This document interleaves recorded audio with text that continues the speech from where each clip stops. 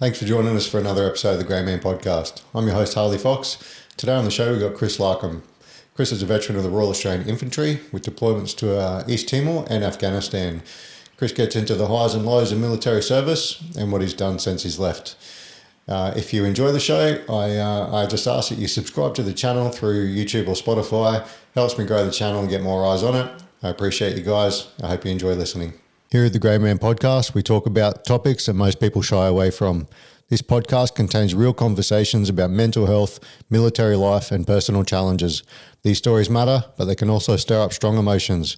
If you're struggling, please don't go at it alone. Call Open Arms on 1-800-011-046. They're available 24/7.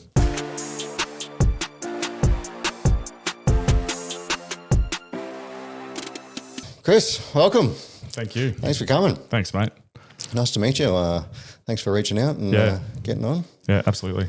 Looking forward to hearing your story. Yeah, like I said, mate, out of my comfort zone, I just thought, you know what, it'd be a cool experience. Jump on and tell a yarn and yeah, nice. It'd be good. Beautiful. So you live local? Yeah, I live in Auckland. I've been there for about 3 years. I grew up in country New South Wales, actually, a little town called Marulan. Never heard of it. No, about. Were you sad when the Blues lost last week? Oh, mate. Or this week? Devastated. Absolutely devastated. And look, I was obviously happy for Cameron Munster. Tough week for him. Shibasaki on debut. I was happy for him as well, but yeah, geez, it stung. it was the unlosable series, mate. And I know. It wasn't even a fucking contest. It was a fucking walkover. That's crazy. And I remember so I worked a day shift that day, finished late, got out of station about 7:15 and rushed home, had a shower, got dinner. And I turned the TV on and the first thing I saw was Cam Munster leading the team out of the tunnel. And he just had that look in his eyes, that look on his face. And I turned to my missus and said, we're in fucking trouble here. Oh, really? We're in trouble here. And lo and behold, that's exactly what happened. Yeah, nice. No, it was pretty satisfying to watch as a Queenslander, I tell you. Absolutely. Absolutely. And I was Sharks fan too, so I had to sit through their meltdown at Suncorp a few weeks ago. Oh, yeah. Same thing. I was there with my mates, Matty. And I think we were up 28-12. Cronulla were up 28-12 with half an hour left. And I turned to Matty and said, game over, mate. As soon as I said that, Trindle kicks it out on the full. They scored 4 or 5 tries unanswered and won. And I'm just sitting there like, come on. I actually turned that game off at halftime and I was like, I can't watch this fucking slaughter anymore. I should have. And I woke up in the morning and saw the score. I was like, no. I should have. Absolutely should have. So a little country town. Where's that? Fucking down south or up north? So it's down south. It's about an hour south of Sydney. Oh, okay. So nearest sort of bigger town is Goulburn, which is Supermax prisons down there. Got the fucking big Merino down there. But that's about it. Yeah, but it was just a normal country town. Like we had like I said, town of 1,000 people. Had a good upbringing. Didn't have a just had a normal upbringing. Supportive, loving parents, all that sort of stuff. You got a nuclear family, mum and dad? Yeah, they'd split when I was probably 13, but kept in contact. For us, and always had a present dad. Dad was one of those guys. There's always he's still alive. He's just one of those guys that all of the youths of the town would just descend on our place because Dad would always be out with us playing footy or playing basketball or whatever. He was just table tennis, video games, whatever it was. He was just that sort of dad. Real present, yeah. Yeah, real present, which is good because, I've got a 3-month-old daughter as well. And, it's nice to have that role model moving forward and knowing, that's what I want to be like as a father. Yeah, nice. Good modelling. Yeah, absolutely. It's often the opposite. It's like, I'm not going to be like my father. Well, and that was a funny thing.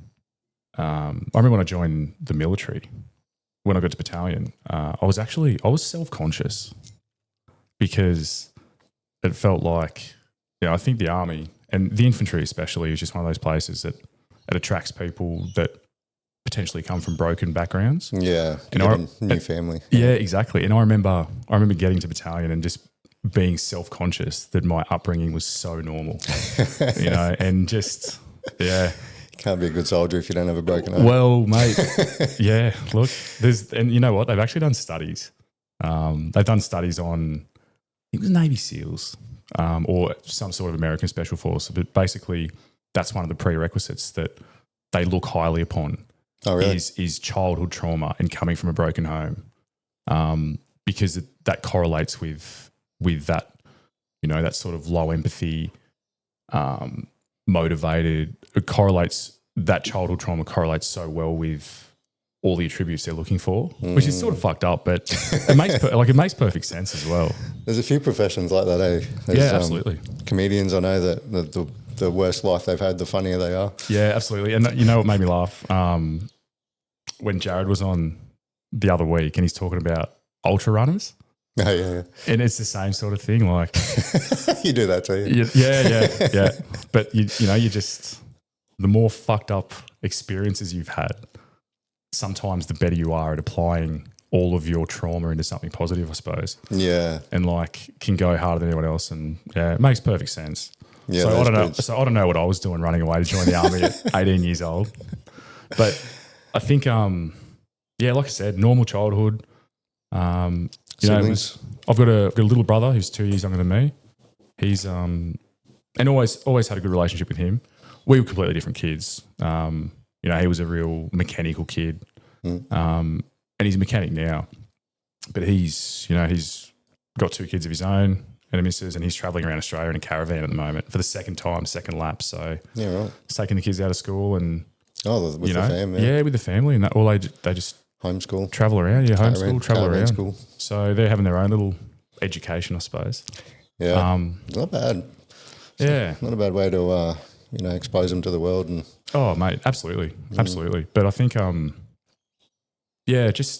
just normal kid. I think I was always an intelligent kid, just easily bored, and I was interested in other stuff, not necessarily school stuff, I suppose. So, I think got to year 10 and was top of the class in a lot of things, and like really intelligent, doing really well, kicking goals. Year 11 and 12, started playing footy, found alcohol, found girls, all that sort of stuff. Same old story. And so, I think by the time I'd finished my high school certificate, there probably weren't many options left. Yeah, right. I think because Goulburn, which is the sort of the town over, the bigger town where we all went to school, they had the police academy there. So there was that sort of that mindset of, well, I could go to the police academy. But I always just had this fascination with the military, I suppose. And even I remember being, I was always a big reader. I remember being 14 years old and reading, Black Hawk Down and We Were Soldiers and all that stuff. And I just was fascinated with the military and the army especially. And then it just, got to the end of year 12, had been putting in no effort at all. Shit high school certificate score. And like I said, I just didn't really leave myself many options. Weren't getting in trouble?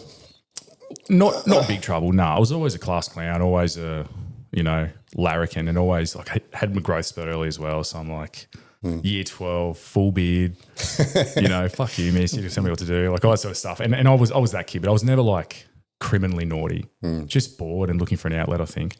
Wine and beer for the boys. Yeah, exactly. And so I remember me and another mate of mine in year 12 decided, you know what, we're just going to join the army. Oh, yeah? Drove over to Canberra, did our interviews and stuff, and I got in and he didn't. Yeah, right. So it was a bit of a somber car ride home. What was he, fucking killing cats or something? No, it was I think he'd had a DUI. Oh, really? Or he'd lost his license or something. I don't think people realise how hard it is to actually get into the army.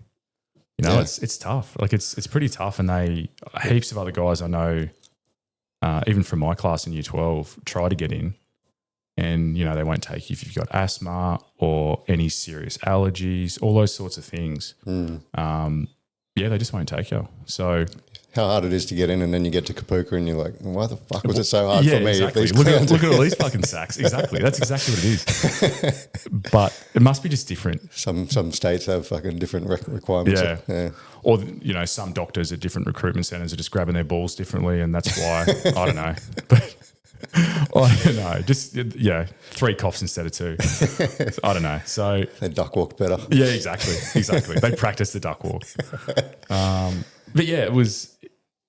I remember I went in and did the aptitude test, and even then, shit grades. Still intelligent. Was still doing my own learning and still reading heaps and still sort of quite an intelligent young man at that point, I suppose. And so I did the aptitude test and got everything in the aptitude test. Like I could have, I remember sitting there with the recruiter, and he's like, well, you can be an officer, you can do all this, all that sort of stuff.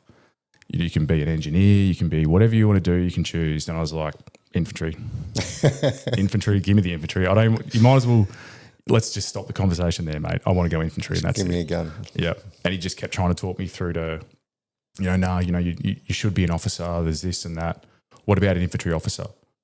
And I was like, no, don't want it. I'm going in infantry and I want to go in. What was that? What was that about? I don't know. I don't know what it was. I think it was because of all the stuff I'd ingested, all the books and all the. I just wanted to be on the front line. I just wanted to be a soldier. Yeah. I didn't want to go to Duntroon or ADFA and then end up in not on the front line, basically, at the time. Because you know how you just have this romanticised idea of how war's going to be. All the movies, yeah. Yeah, all the movies, and it absolutely got me. It didn't matter what the army recruitment was. Just had to sit there and, like I said, read all those books and watch all those TV shows. What year was this? This would have been 2007. Finished year 12 in 2007. So enlisted, got in at the start of 2008. 2007, you're young. Yeah, I'm only 35. Don't let the grey hairs fool you, mate. I'm only 35. 35 stressful years, hence the grey hairs. But yeah, so got in at 18, jumped on the bus and went to Kapuka and Singo and all that stuff. What did the parents think? You didn't have any military service in your family tree? Did in World War I and World War II. It's funny, actually, my great-great-grandfather, he fought in the Somme in World War I. Never met him, obviously, but he ended up, he went over there as a private and came home as a sergeant, as was pretty standard back then.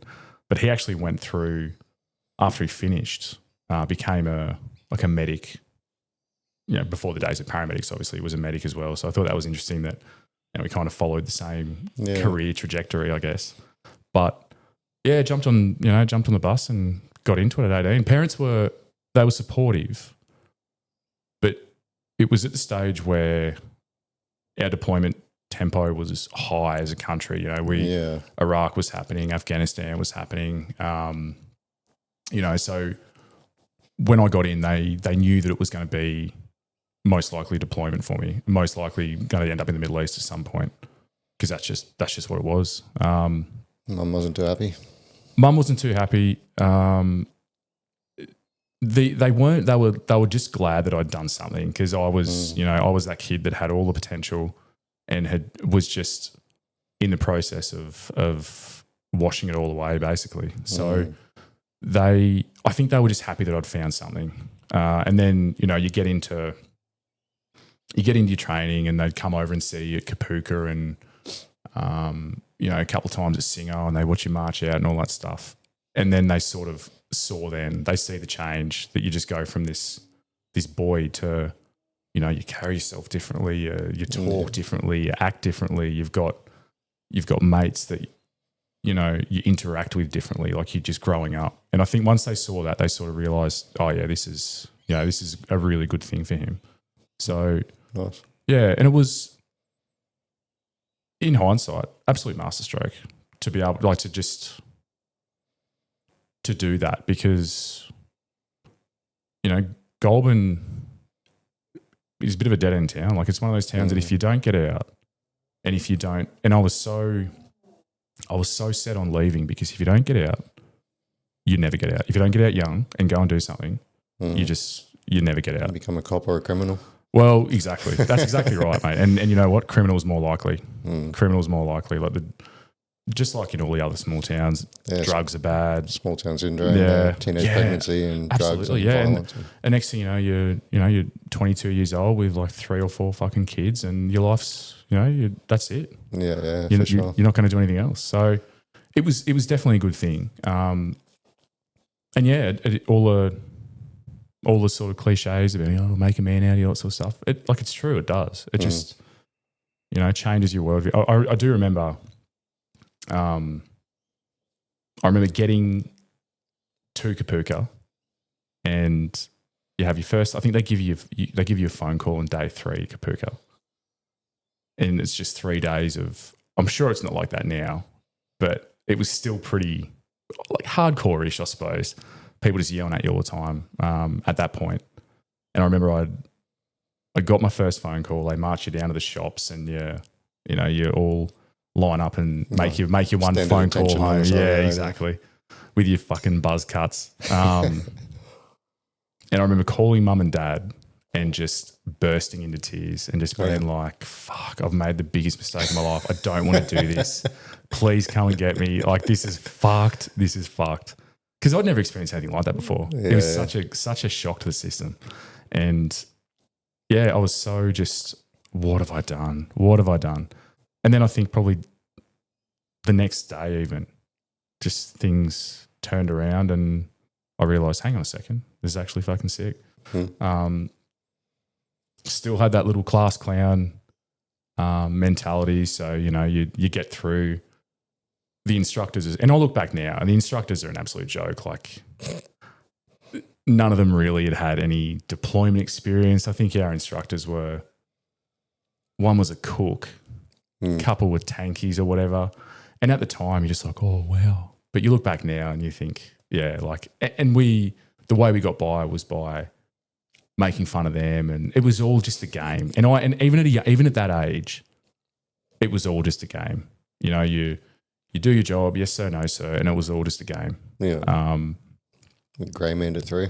Yeah, absolutely. Yeah, it was never a dickhead. Was never excelled. Was never like, out there pumping out 120 push-ups or whatever. I was never that dude. I was literally just a great 6'4", fucking stand out like a sore thumb, but grey man. Yeah, just middle of the pack. Didn't take it too seriously, and I think up until that point, I'd just been someone that was sort of pretty just good. Whatever I turned my attention to, I could just sort of do pretty well. Didn't really have to put much effort in, and that was the case with the early days of the military as well. So yeah, got through Singo, got through Kapooka, got through Singo. Pretty well unscathed, and ended up getting posted to 2AR in Townsville. Yeah. And that was the real wake-up call. That's where it all started to change, because up until that moment, you don't really have any exposure to warfighters, I suppose. You don't have any exposure to people that have done it for real and been there for real, and soldiers that you would respect. So I remember getting to Townsville, marched into Alpha Company in Townsville, and like I said, deployment tempo was high. 2AR had got back from a trip, must have been probably 18 months prior to us getting there. Maybe even less. I'm not sure of the exact timeline, but basically most of the platoon that I was in had been to Afghan before. Yeah. And that's just such an intimidating thing. Yeah. You're a boy. Surrounded by men. And it's brutal too. It's so brutal. You just, you're the bottom of the totem pole, and it's not even close. The totem pole is like 100 meters high. You look at all these guys, and you're so out of your depth, and I think you just try your hardest not to fuck up. Just be that grey man. Don't give anyone a reason to, to doubt you or whatever. You just take the shit that you cop, and you just move on, and you get much of a hazing from them? Yeah, look, there definitely was. At that time, absolutely there was. You know, there was our culture in Torrio at the time, absolutely one of hazing. You know, and the senior digs are just run riot on the new guys. Like, you know, you get fucking chased around, locked in cages. You get to the boozer and we had like every week you'd have a boozer on base where the whole battalion's there and, you know, companies would try and kidnap other companies' lids and there's a story from Jared Gandry on that. Yeah, exactly. And that's exactly how it was. It was proper terrifying. as feel safe anyway. Oh, mate. You get any instructions from anyone, you're like, nah, that's just legit. That's it. But I think the interesting thing was you get in that situation in that first 12 months in battalion and, you know, you're just so terrified of making a mistake because reputation was everything and how people saw you was everything.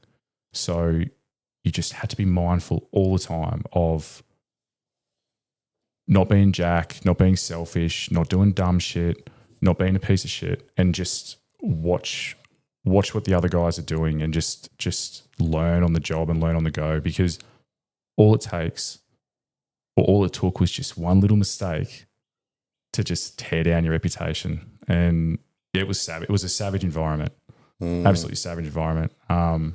Was it lots of partying and stuff as well to heaps of partying, distract you? Because I think at the time, you know, being an 18-year-old kid marching into battalion at the time,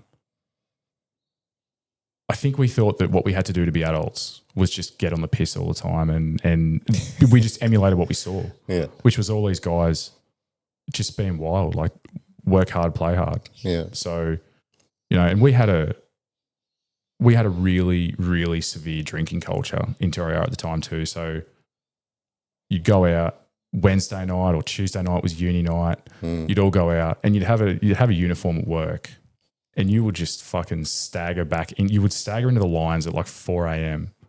Sleep in the cages. That we had all mattresses lined up on top of the cages. And on any given morning, there'd be like 6 dudes asleep on top of the cages. And then you just kick them, or you'd get kicked, whoever it was that day, time to get dressed, and you just put your uniform on, you know, after an hour's sleep, smelling like piss, haven't showered or whatever it was. And, you know, you just go and battle through it. And that was the culture. That was normal. You were abnormal if you didn't do that.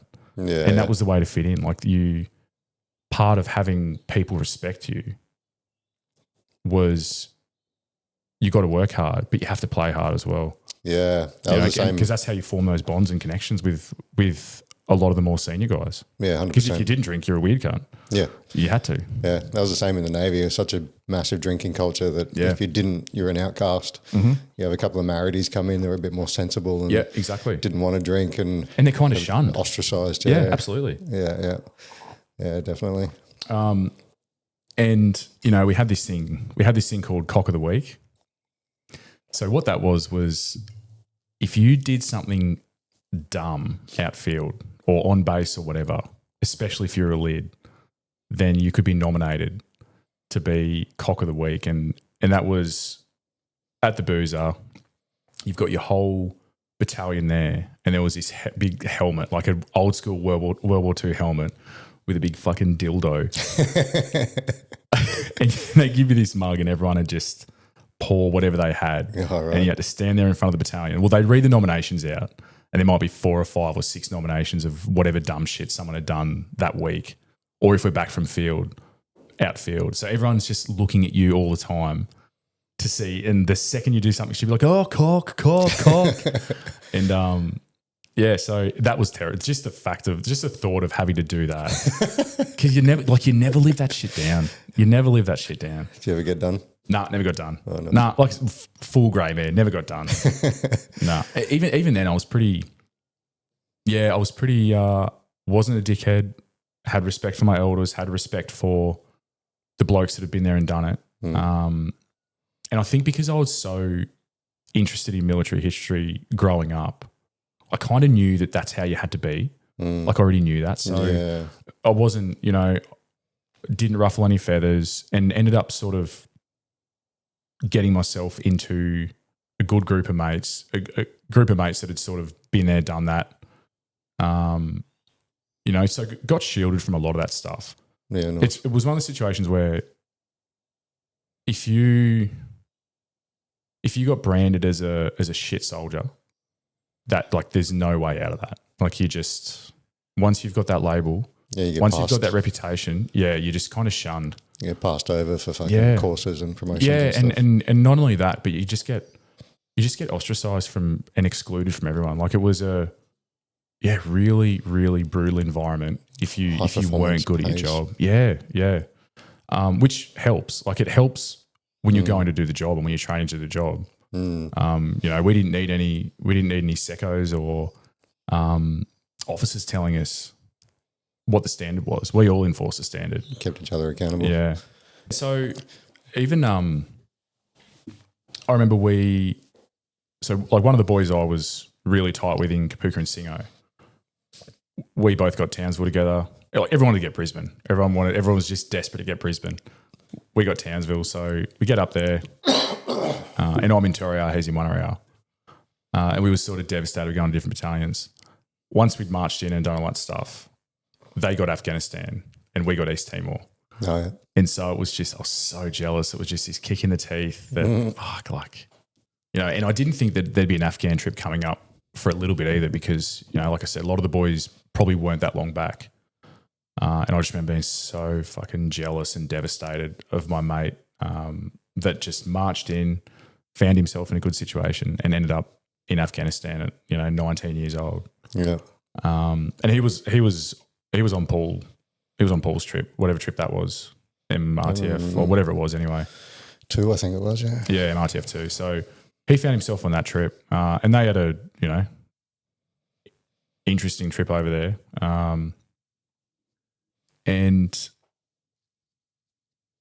at the time was devastated that I was going to East Timor for, let's be honest, an 8-month training exercise. And that he was going to Afghanistan. And I think I realised because we moved back in together after we both got back from our trips as well. And the dynamic had changed because he'd gone and done it.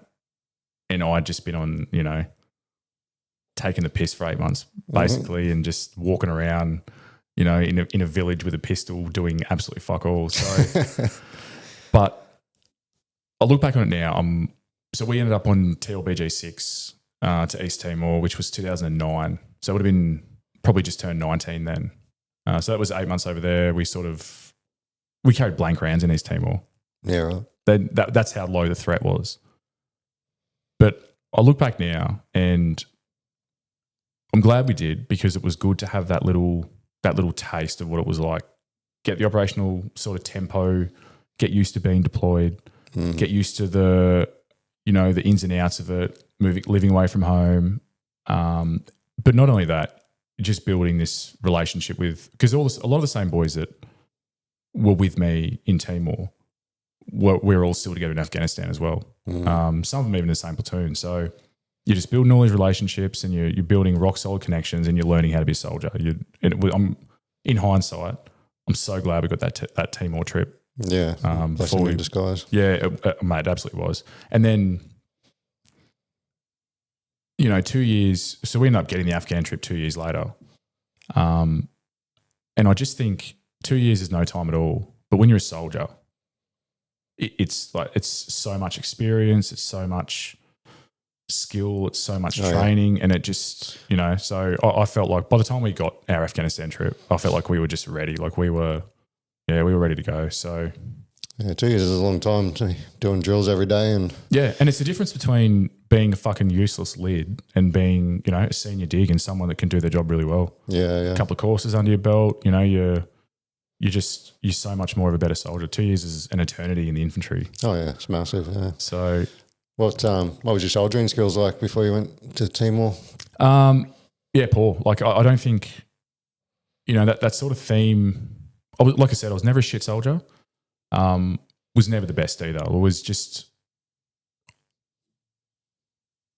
never really had to put much effort in because it just sort of came pretty naturally. Kept out of trouble and just was like a sponge. And just picked up what everyone else had done basically, and just looked at what everyone else was doing and tried to figure out how I could do it. And so it's not a bad way to operate. Yeah, and so I was never a sack, never anyone. I don't remember any incidents where, you know, I'd fucked up badly or whatever. I just tried to just keep a low profile. You get any specialties under your belt? Yeah, I spent 2 years in DVSW platoon, and I was mortar qualified as well. So ended up with both of those, which is good. Didn't ever go to mortar platoon. I always just wanted to go to heavy weapons. Like it's because you're big. Because I was big, and even the whole way through training, and then as soon as you get to your battalion, here's a machine gun, mate. This is yours. And I just and everyone would be like, oh fuck, I want to carry the machine gun. And I loved it. I absolutely loved it. Loved, like, you know, it's harder. You're carrying more rounds. There's more pressure. I just loved it. And I was never a great shot either. So spray and pray, mate. Spray and pray. You shoot 100 rounds, surely one of them is going to find its target. You know, and I was never a bad shot, but you know, I was never one of those. There were some people that just, you know, you'd be sitting there, they'd be retest. Yeah. But I was just never. I'd never even touched a firearm before I went to the army. Just middle of the pack. Yeah, middle of the pack. But I think. So we got back from East Timor, and it's sort of, we didn't even have very long. Like, we all went back on leave, and it was pretty soon after that we'd found out that we were going on MTF3 to Afghan. And I thought that was the carrot that was being dangled. Yep, sweet. Maybe we've got it, maybe we don't. They didn't really tell us for sure. But we'd started all the pre-deployment training. And what they did was they put a lot of the best soldiers. So I was in DVSW at that stage, got taken out of DVSW. They re-raised Delta Company, which hadn't existed in Torreya for quite a long time. So they had 4 companies there because we were matching MTF2's numbers basically. Oh, yeah. But at the time, they put a lot of the really good soldiers, a lot of the really good secos, and a lot of us in Delta Company, but they said, you guys are a 50-50 chance of going. You might not go. Yeah. Right. So, Alpha, Bravo, and Charlie, they were all like, yep, sweet. If we do go, you're definitely going to go. But then that was I think they were trying to determine whether we needed to even go over there, Delta Company needed to go over there. So the whole way through the pre-deployment training, we didn't even know if we were going or not. They didn't tell us until right at the end. It was one of our last sort of pre-deployment hit outs. We were out for a couple of weeks, and you know, they brought us all in and told us, yeah, okay, all right, you boys are going. And we were over the moon. Even though you look around at the group of soldiers that you got and you think, fuck, there's no way we're not going to go, surely. Like yeah. So what did the boys that had come back look like? Were they fucking struggling with what they'd seen, or were they still good to go or ready to go back? You know, I don't think we ever really appreciated the negatives of it at the time. Like when you see someone that has got something that you want or has done something that you want to do, you don't see the negatives, you just see the positives. Yeah. So in hindsight, a lot of those guys are piss wrecks. A lot of them are, you know, divorced and all that sort of stuff, and had hard times. But obviously you're going to keep those cards close to your chest as well, because the second you put your hand up and say, I'm not doing okay, you're not going to get the trip, are you? So even if they were struggling, even if some of the boys were struggling that had been there before, yeah, there was no way they were saying anything. Yeah. Okay. Never let anyone see a chink in your armour. What about your housemate? Yeah. He... Bit harder to hide when you live with someone. Yeah, 100%. He was pretty shaken up. He had some pretty severe PTSD. Heaps of outbursts, and he was, like I said, 19 when he went over there. You know, and he experienced, you know, one of his mates dying and all that sort of stuff, and just they had a hard time, and he had a hard time, and being a kid, just a tough experience for him. But you're thinking more about the excitement of it, 100%. Rather than even then, just thinking about the excitement, especially having that East Timor trip. We were just ready to do it for real. You know, we were so ready. Yeah, 8-month training exercise when you just want to get in the game. Yeah. I do remember one time, in East Timor, so in the last month of the trip, they organised I think we were at Ballabo at the time, which is down, it must be the western side, down the western side of East Timor. And we all got word that we were going down on the Black Hawks back to Dili to get our medals and shake hands with the president, get our medals from the president. Right. So we get on these Black Hawks, and the guy next to me at the time was in my section, and we take off. And these Black Hawk pilots, obviously they're bored as well. So they just took off, and straight away, we'd been in Black Hawks heaps of times, you know, pretty chilled. Straight away you could tell it was different. These guys were just absolutely fanging it. Real low to the ground, like tactical flying, swerving. It was like a roller coaster. It was insane. Like it was absolutely insane. And where, you know, they had a gear thing in the middle, and then so it was like a row of chairs facing outwards in the middle, and then on the outside walls, a row of chairs facing inwards. So you're sitting there, you're all sort of crammed in, and you're facing your mates, and you've got guys beside you too. About halfway there, I sort of look over, and the guy beside me just not doing well. I could see he's just went real green. It's like fucking beads of sweat just coming down his brow. I kept looking over and being like, "You all right, mate? You all right?" It became pretty clear he wasn't all right. I was like, don't you fucking spew, mate. Don't you spew. Because the side doors are open too. So the wind's like it's going to get everybody. Whipping through the cabin. Lo and behold, what does he do? Spews into his hand, and it just sprays all over me, right? All over me. So we land in Dili, and we didn't even have time to do anything. It was land in Dili, walk up, meet the president, shake your hand, mate, get your medal. So I had to meet the fucking president of East Timor with spew, smelling like spew, vomit all down the side of my uniform. And I was like, thanks, mate. Thanks heaps. Did he manage to rally and fucking get his medal as well? Oh, yeah, he staggered up there, and, you know, he was still pretty green when he got his medal too. That's funny. Yeah. How long was it before you went to Afghan? Went to Afghan in 2011. So it was probably about 18 months. 18 months. So you sort of have the 6 months of, you know, you get back and you have your leave, and you go and do all your sort of start of the year stuff again.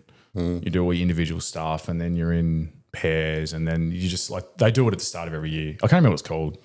But you just go, it's research. You go and do like your research of your basic soldier skills, basically. So you work up through all that, and then that's when we got the word that we were most likely going, sort of thing. And that's when we started to do all the actual pre-deployment training. Yeah. Was there any doubt when you got back from Timor? Obviously, you were pretty charry and wanted to go to Afghan. Was there anyone that was like, fucking, you know, now that I've been on deployment, it's not what I wanted. I'm out of here. There were probably a few. I can't remember any specifics. There were probably a few, and not for you. Not for me. No, I was always in 100% locked in, and most of us were, because you got to remember, most of us are kids as well. You know, we're all the diggers. We'd all been over to East Timor at like 19, 20 years old.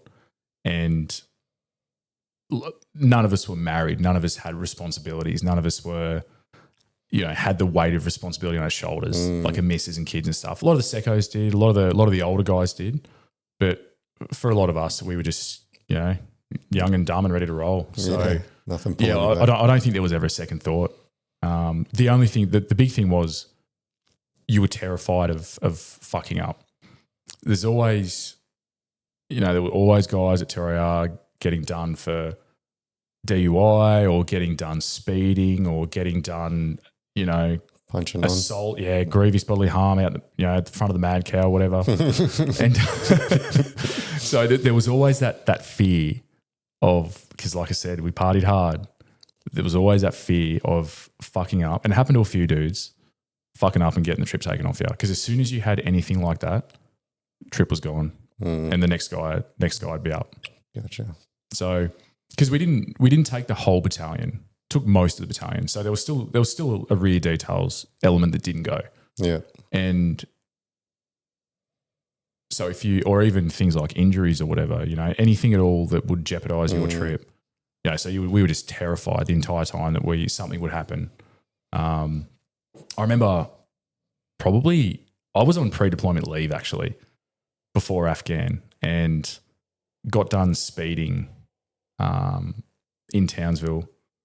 Cop pulls me over.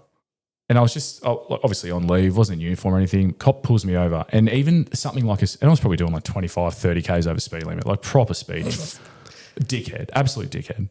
And the cop pulls me over, walks up to the car, and I just said to him, listen, mate, I'm begging you. I'm just about to go to Afghanistan as an infantry soldier.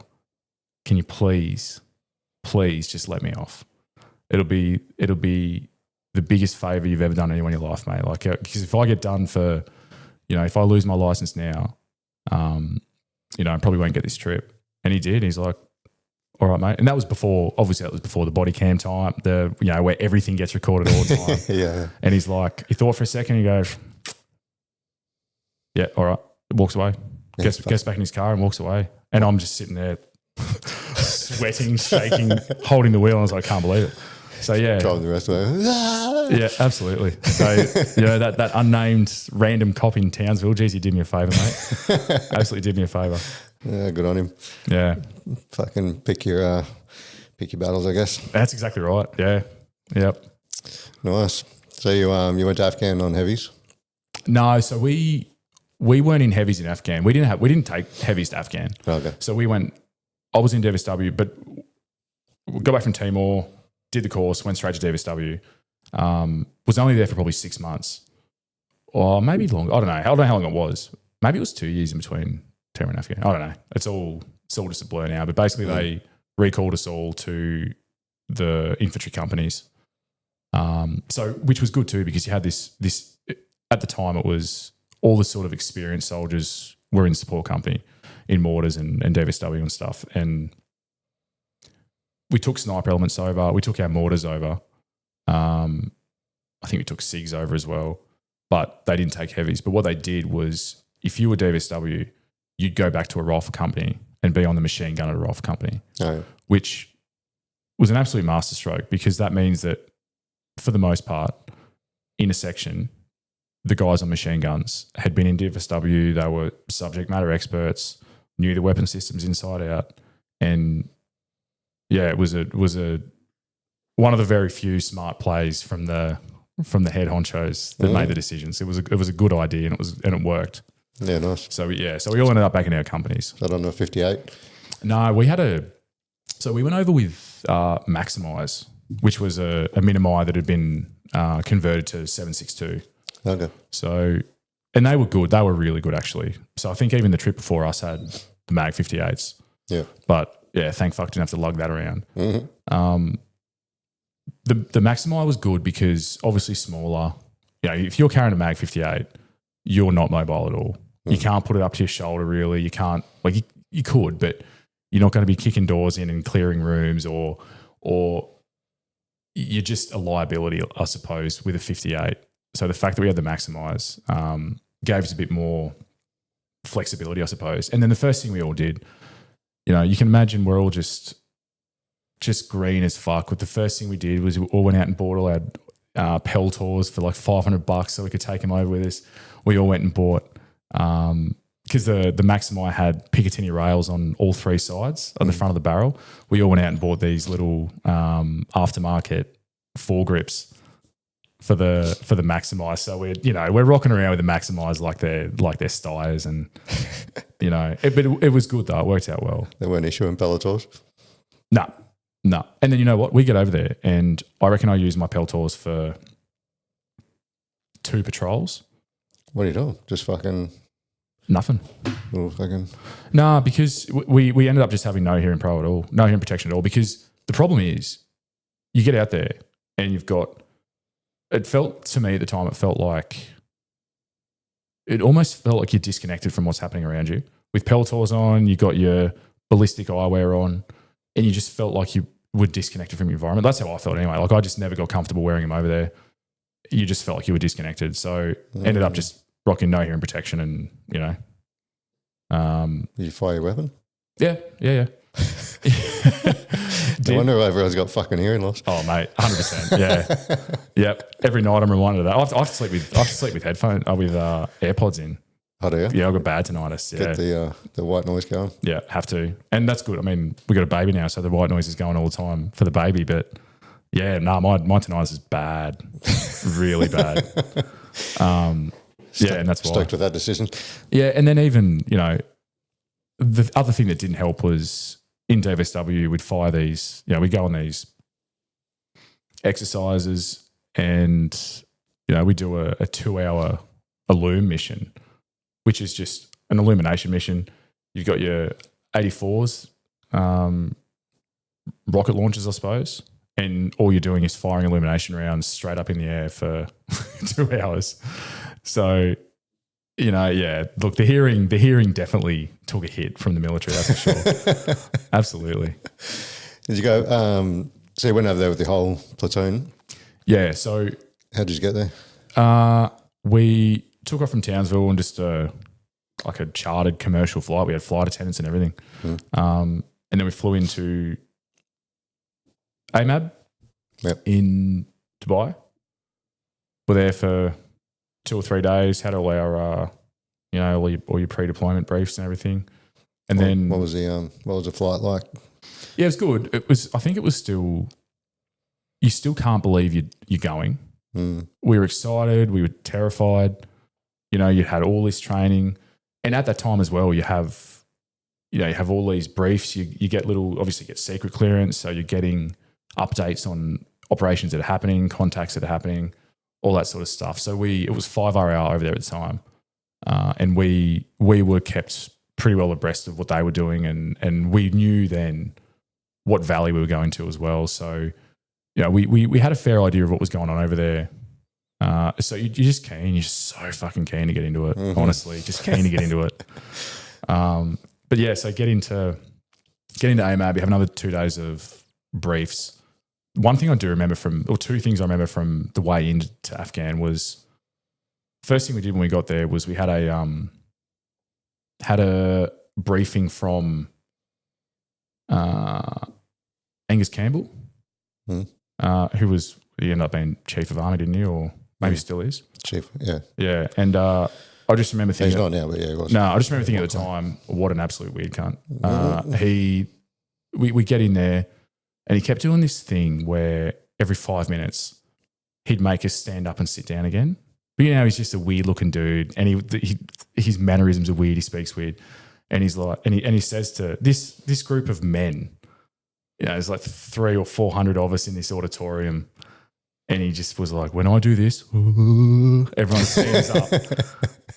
And so every 5 minutes he'd stop talking and go, and everyone would have to stand up. And we're all looking at each other like, what the fuck is going on here?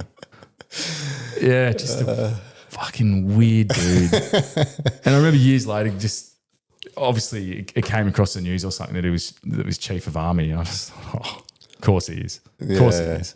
Oh, Walkeye Campbell. Yeah. And then the other thing I remember from AMAB as well was one of the first things we had to do was take part in a ramp ceremony, which was in a real one. Yeah.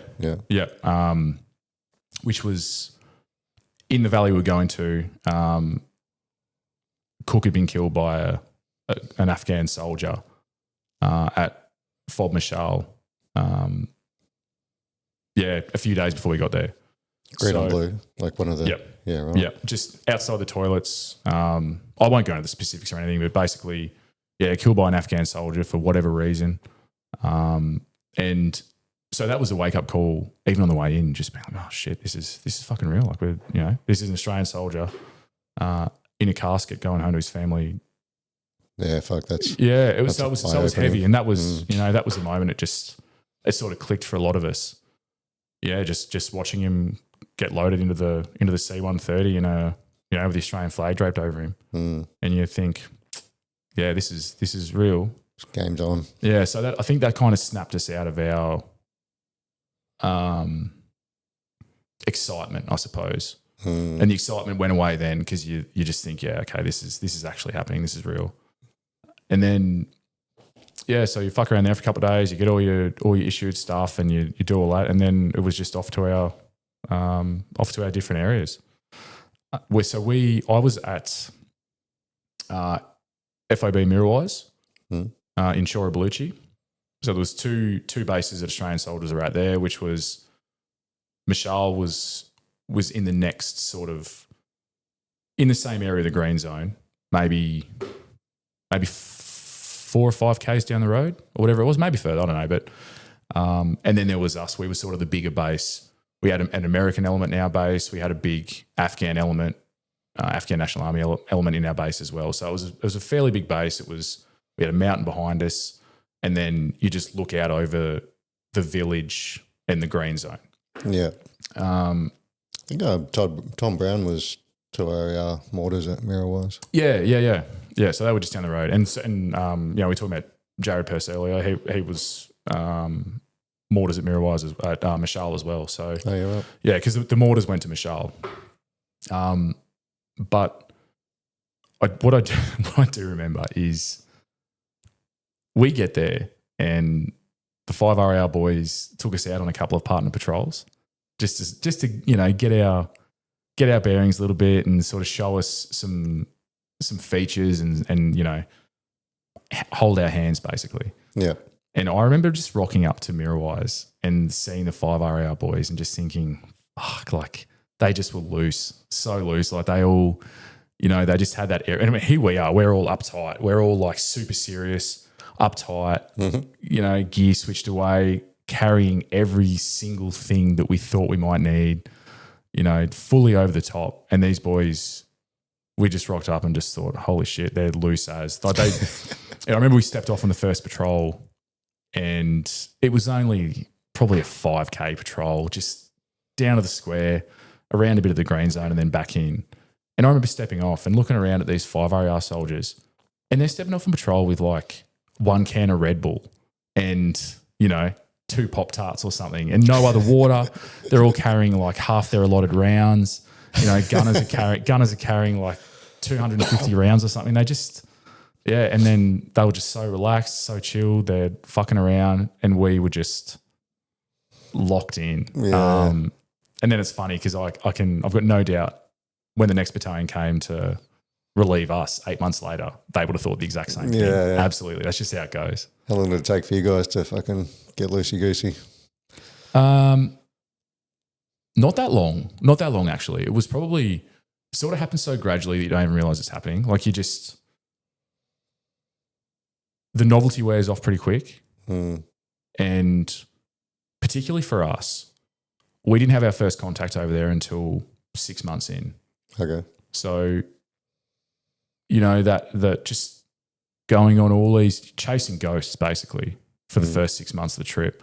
You have all these little moments and little near misses and times where your adrenaline would go up and you might be on patrol and they'd get ICOM chatter that we were going to get ambushed, or they'd get intel that you're going to get ambushed, or whatever else might happen. But it was just false alarm after false alarm after false alarm. Or we'd go to other little bases. Like basically there were 2 types of patrols that you'd do. You'd either do local patrols for Mirrorwise, or you'd go out on, little day patrols. You might walk 10, 15 Ks or go to a certain area of interest or do whatever else, or try and find weapon caches or whatever it might be. And you'd have like the longer patrols where you go out to other little bases where Australian soldiers weren't, where they were just Afghan soldiers basically.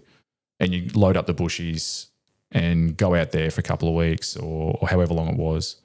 So it was sort of one of those 2 things. And it got pretty old pretty quick, and it got pretty frustrating that we were hearing almost everyone else get into contact around us. And even so what was happening in the first 6 months was our big project, I suppose, on our trip was they wanted the tarred road from Tarankout up all the way up the valley, which was, I don't know how many kilometres, maybe 40 Ks or something.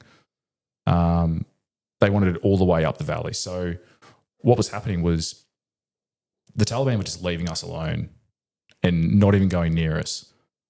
But they were just smashing these Afghan contractor road workers the whole time. So you'd hear, you'd hear explosions or gunshots or whatever in the valley. And then, you'd a couple of minutes later, Hiluxes would roll in and just dump all these wounded Afghan soldiers to the front of the base with, legs missing, gunshot wounds, that sort of stuff. So they only had Afghan soldiers on protection? I don't think they even had Afghan soldiers on protection. So they just were road workers with AK-47s, basically, that had no fucking idea how to fire them or anything like that. So, and a lot of them weren't even armed. Yeah, right. So they left us alone and they just smashed these Afghans nonstop. So everything was happening around us, but never to us. Yeah. And so the frustration of that kind of builds up slowly over the trip. And at the same time, we were frustrated with a lot of the decisions our rank were making. So you just have this gradual sort of burnout creeping in and this cynicism creeping in, and then, the standards are kind of dropping as well. You're getting real fast and loose. And it's hard to keep your standards up at the best of times. It's just so fatiguing to patrol properly. Yeah. But I remember, we, like I said, that first patrol, we stepped off and we are locked in. You're just patrolling exactly like you should be patrolling, watching every step. Every couple of steps, you're turning back to look at your mate, turning to look at your other mate, and then you're scanning your arcs. You're doing everything like you possibly do. That went out the window pretty quick, to be honest, because we got sort of frustrated and complacent. Yeah, right. And what about the contact at 6 months? So yeah, the first contact we had, there was something that happened before that. That was sort of the first big thing, I suppose, was.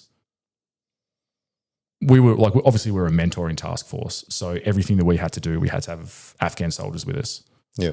And usually we'd match their numbers. So if 8 of us went out, if our section went out, we'd have 8 of them as well.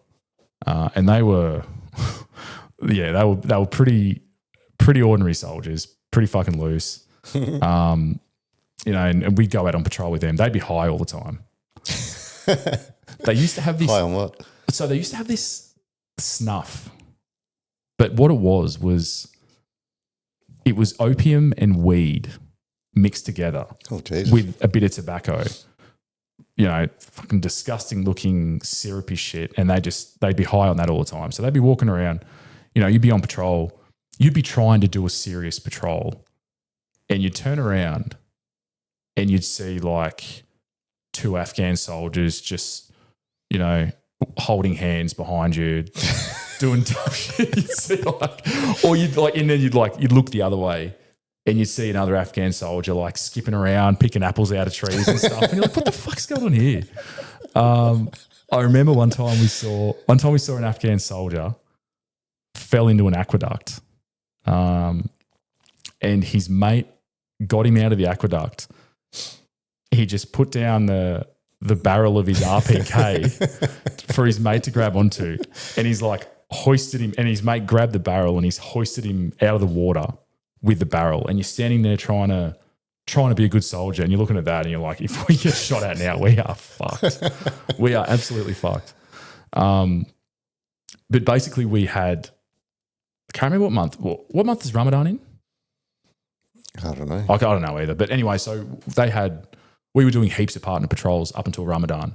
Then obviously Ramadan happens and all the patrols sort of drop away. So that was the first time we had a chance to go out and do proper soldiering without having to worry about these Afghan soldiers either. So, right.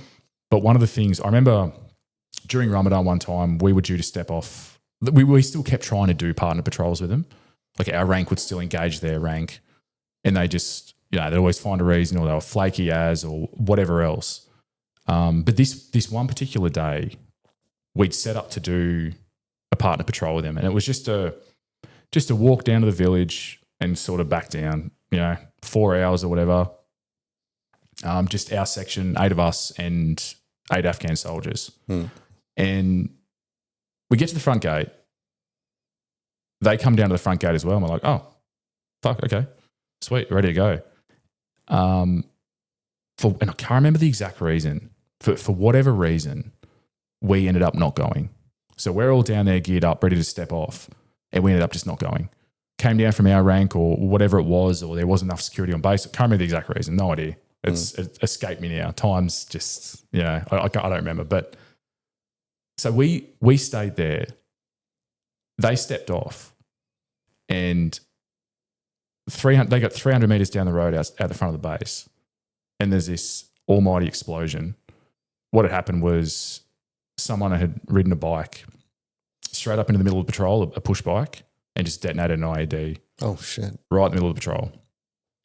And yeah, I'll never forget it, because next thing you know, all these dead and wounded guys are coming back into the base. And you're just sitting there thinking, fucking, that would have been us. That was about that was us. Yeah, that was us. And for whatever reason, it wasn't us.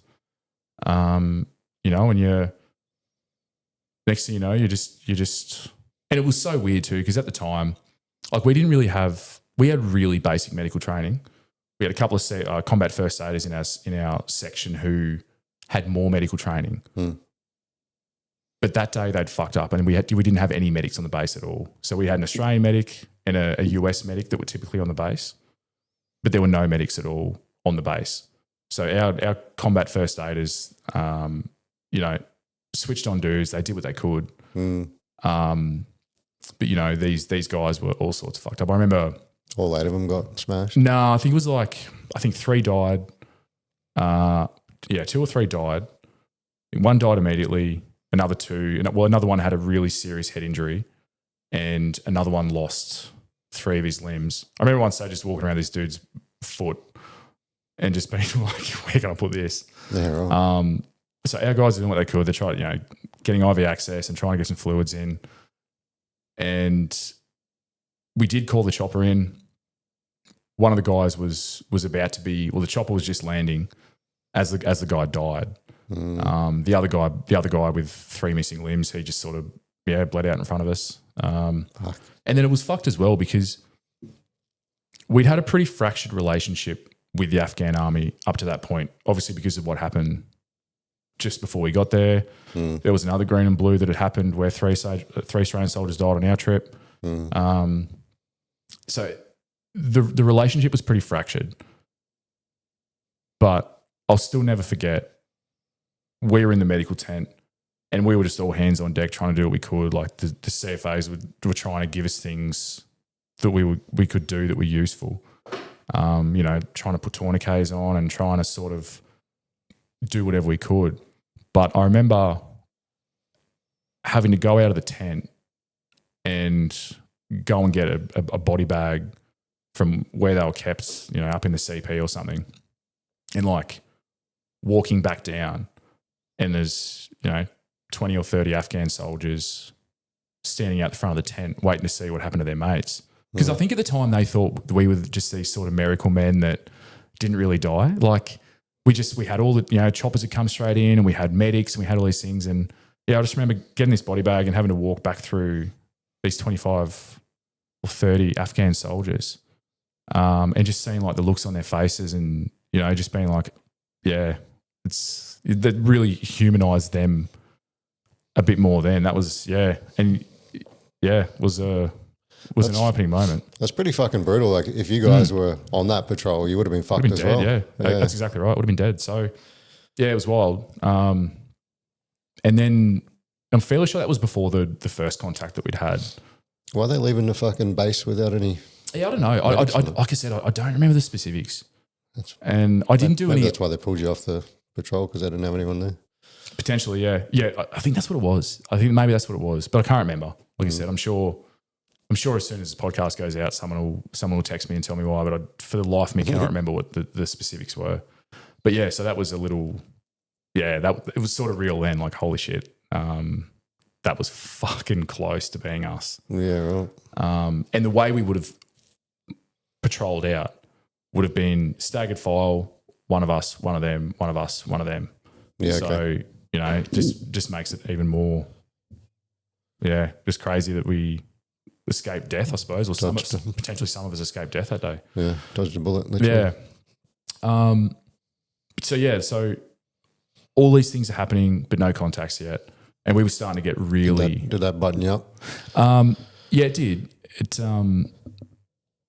it was just getting so frustrating. And then the rest of before that as well, the rest of our platoon ended up having this massive contact. They ambushed a bunch of Taliban soldiers in the middle of the night and, killed 3 of them or whatever. And there's my mates have talked about that on other podcasts. I think Will So's talked about it on Zero Limits podcasts. I think Paddy's talked about it on Zero Limits podcast. So I won't go into any detail. Like I said, it wasn't there. But so they had this, all of our 3 other sections had this this moment of victory against the Taliban. They had 3 confirmed kills, and just so they're all, patting each other on the back and a little bit of swagger, a little bit more, you know what I mean? Like they've done it, and chest out, and we were the only section in our platoon that hadn't been there. We were out on some other shit fob, and we were away from it. So we were just so fucking ready to have something happen. And so what happened was we get to 6 months in, and it was a run going down to TK. They'd finished the tarred road by this stage. Oh, yeah. So, yeah. Good work, guys. Got it done. Probably lost about fucking 100 road workers doing it, but they got the job done. Good on them. Probably getting paid $2 an hour or a carton of smokes. So they'd finished the road, and we were doing a run to TK for whatever reason. I think the convoy was probably maybe 5 or 6 Bushmasters, or I don't know, maybe 4. But we were tasked to go down as the security section for the convoy. So we're in the back Bushmaster. We get maybe 2 or 3 Ks down the road from our base. It was in between our base and Fob Mishal. And our engineers who were in the front vehicle, they got out to clear a culvert. As they're clearing it, they come across a piece of det cord that hadn't been attached to an IED yet. So they cleared it. They realised it wasn't attached. And for whatever reason, they suspected that the Taliban that were planning the IED were probably still in the area. And so we got the call to jump out and dismount and try and push around and find these guys. Because the only reason that they would have a piece of det cord there without it connected is because they're in the process.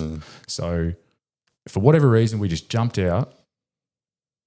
And as soon as we jumped out, we were just locked in. And we hadn't been locked in like that for months probably. We'd probably let our standards drop a little bit. We weren't really doing the things that we should have been doing. But we just all jumped out, all 8 of us, and it was just job on.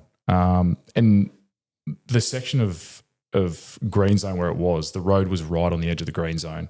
So you had desert on one side, had the tarred road, and then there was a row of compounds, and then sort of fields and river and the rest of the green zone. So what we've done is we've jumped out as a section, patrolled past the row of houses, and then just started pushing up the other side. And I think we'd pushed up a few hundred meters probably, like maybe we were still even in line with the convoy. We pushed up a couple of meters or whatever, and our Seco saw this dude acting suspiciously, thought he was carrying a rifle. He's ended up opening fire on this guy. I think he said stop or I'll shoot or whatever in Dari or Farsi or whatever language it was. Guy acted real suspicious, opened fire on him at about 80 meters, and he just turned around and started firing straight away. So we've all sort of scrambled, got into defensive positions. And then another guy starts firing as well. And he was probably, 80, 100 meters away.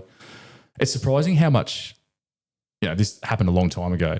When you tell it, you're like, I've got no idea if this is actually how it happened or not. It's so weird. Like you just, it's such a weird thing. So if I get any of it wrong, it is what it is. Full disclaimer. But basically, so these 2 guys start firing back at us. We just dived in and sort of waited for orders. I did a bit of a dumb thing when we first started getting rounds in. got a bit excited. And I've ended up, we had 4 guys on the other side of this little aqueduct, and then our fire team were on the right side of the aqueduct.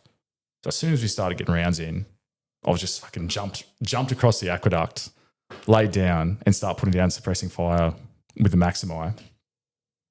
And then Seco figured that we were on the right hand side. We were just gonna try and push up, flank, and they're just gonna fire and move towards them. This is with on a street of houses sort of thing? Yeah, so there's houses on that side. There's like a road here, aqueduct, road on the other side, and then sort of fields and houses on that side. And so here I am, just, the red mist. I've just jumped down and started firing. But I'm now on the other side of the aqueduct from my other 3 members of my fire team.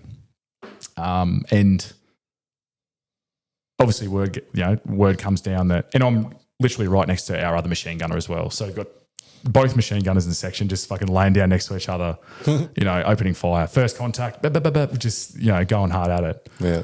And, we could still sort of see them too. They were sort of trying to duck between houses, and obviously all they want to do is withdraw, because that's their MO. They're not going to stay and fight. We never had any really big contacts. I don't think our company had any really extended contacts. Like, you hear about, 6RAR had that, the Battle of Derapet, and you hear about sort of some other really big contacts that they just keep piling in. Yeah, we never had any of that stuff. And it was because as soon as that first shot happened, and as soon as the contact started, the Apaches were wheels up from TK. And as soon as that happened, as soon as the Apaches got there, it was game over. So they just wanted to have little skirmishes, try and kill an Australian soldier if they could, or try and scare us or whatever. And then as soon as the big boys came, the Apaches came, they were long gone. They just melt back into the houses or melt back into the fields or whatever, and that was it. Put their weapons down and go back to sweeping their fucking front yards. So yeah, and we were very mindful of that. We didn't want to let him get away, so we're aggressively trying to push up after him. Problem was, to flank, I had to go back. I had to fucking run and jump back over the aqueduct to get to my boys, so we could start pushing up the right hand side. And I remember I sort of took a knee, fired a burst from the ground, took a knee, and just fired another burst towards the corner of the building 100 metres away where old mate was. And the second I took a knee, he popped out and fired, I reckon he would have fired a fucking 20-round burst in my direction on a knee. And I've just been like, oh, fuck it, I've got to go now. I'm literally kneeling. Got to go now. There's no cover. There's nothing anywhere. And just turned and ran and did this big fucking Gumby 6'4" jump over the aqueduct.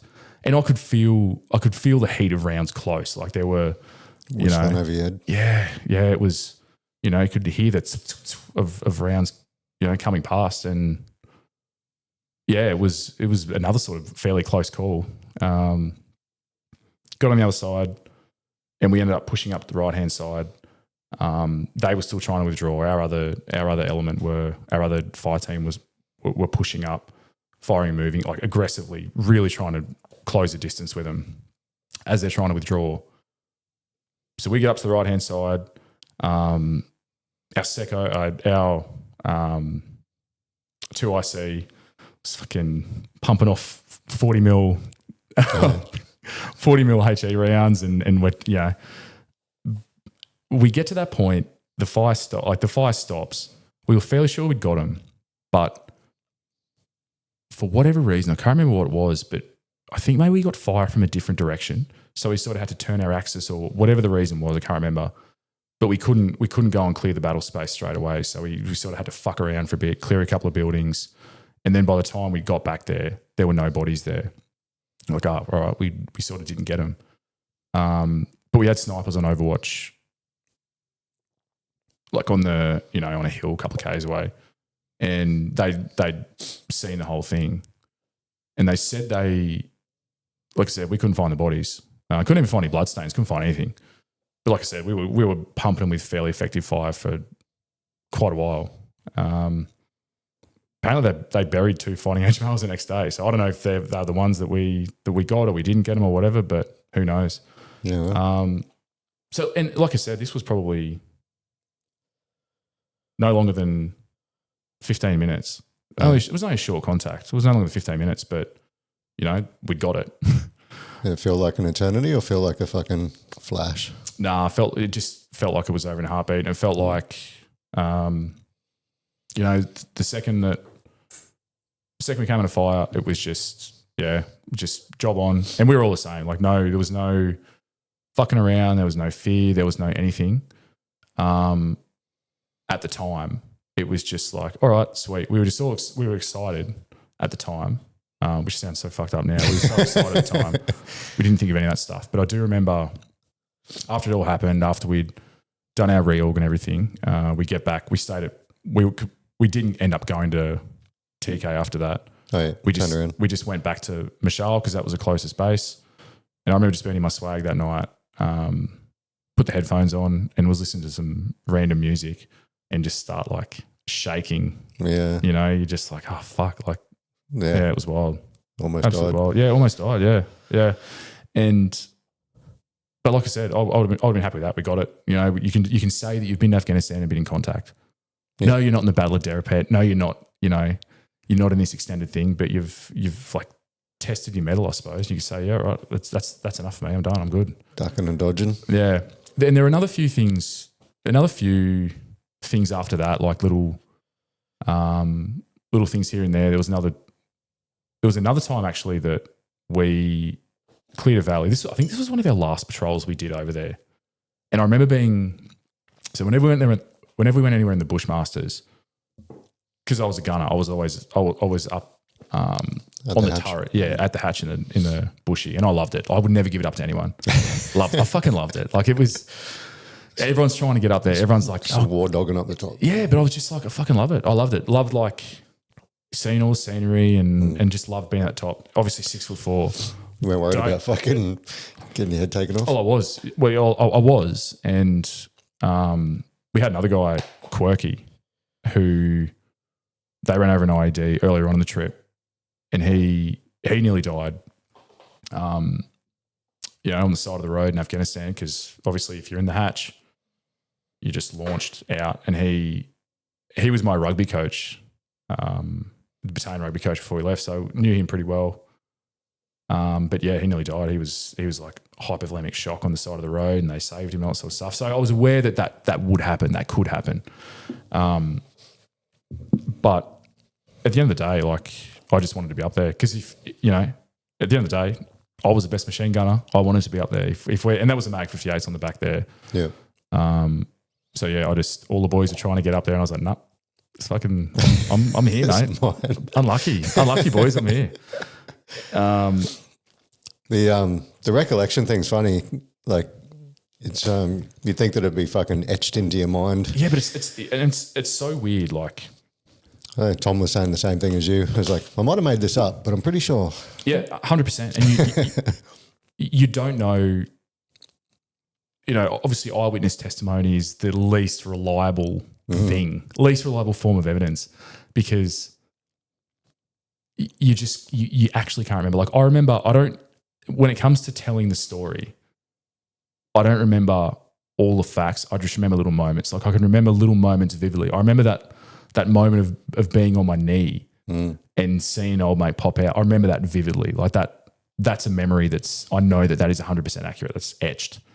But everything else, like all the other little details and everything going on, you're so hazy, and you're like, I don't even know. Yeah.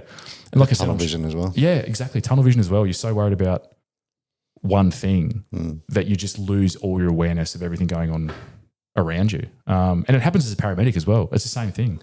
You have, if you go to a big job as a paramedic, a big road accident or a big trauma or whatever, you talk to 3 different people and they've got 3 different versions of events. And that's just the way it is. Like, there's no, I guess all you can do is just tell your experience, which has been, I guess, altered by 14 years of time passing and you know, and you just don't know what's true and what's not. And it's such a hard thing. Like I said, I remember moments, but you don't remember all the nitty gritty and specifics. And then, like I said, if you talk to every one of us in any moment, everyone's got a different version. Yeah. But I think one other interesting thing that happened on the trip, we'd had another one or two little short sort of engagements. There was one where we were on and like I said, this is all in the last 2 months of the trip. After our intel had told us that the insurgency was done, they were packing up for the winter, basically. As soon as that came down, that's when it all sort of started to get more heated. Just goes to show how good the intelligence was.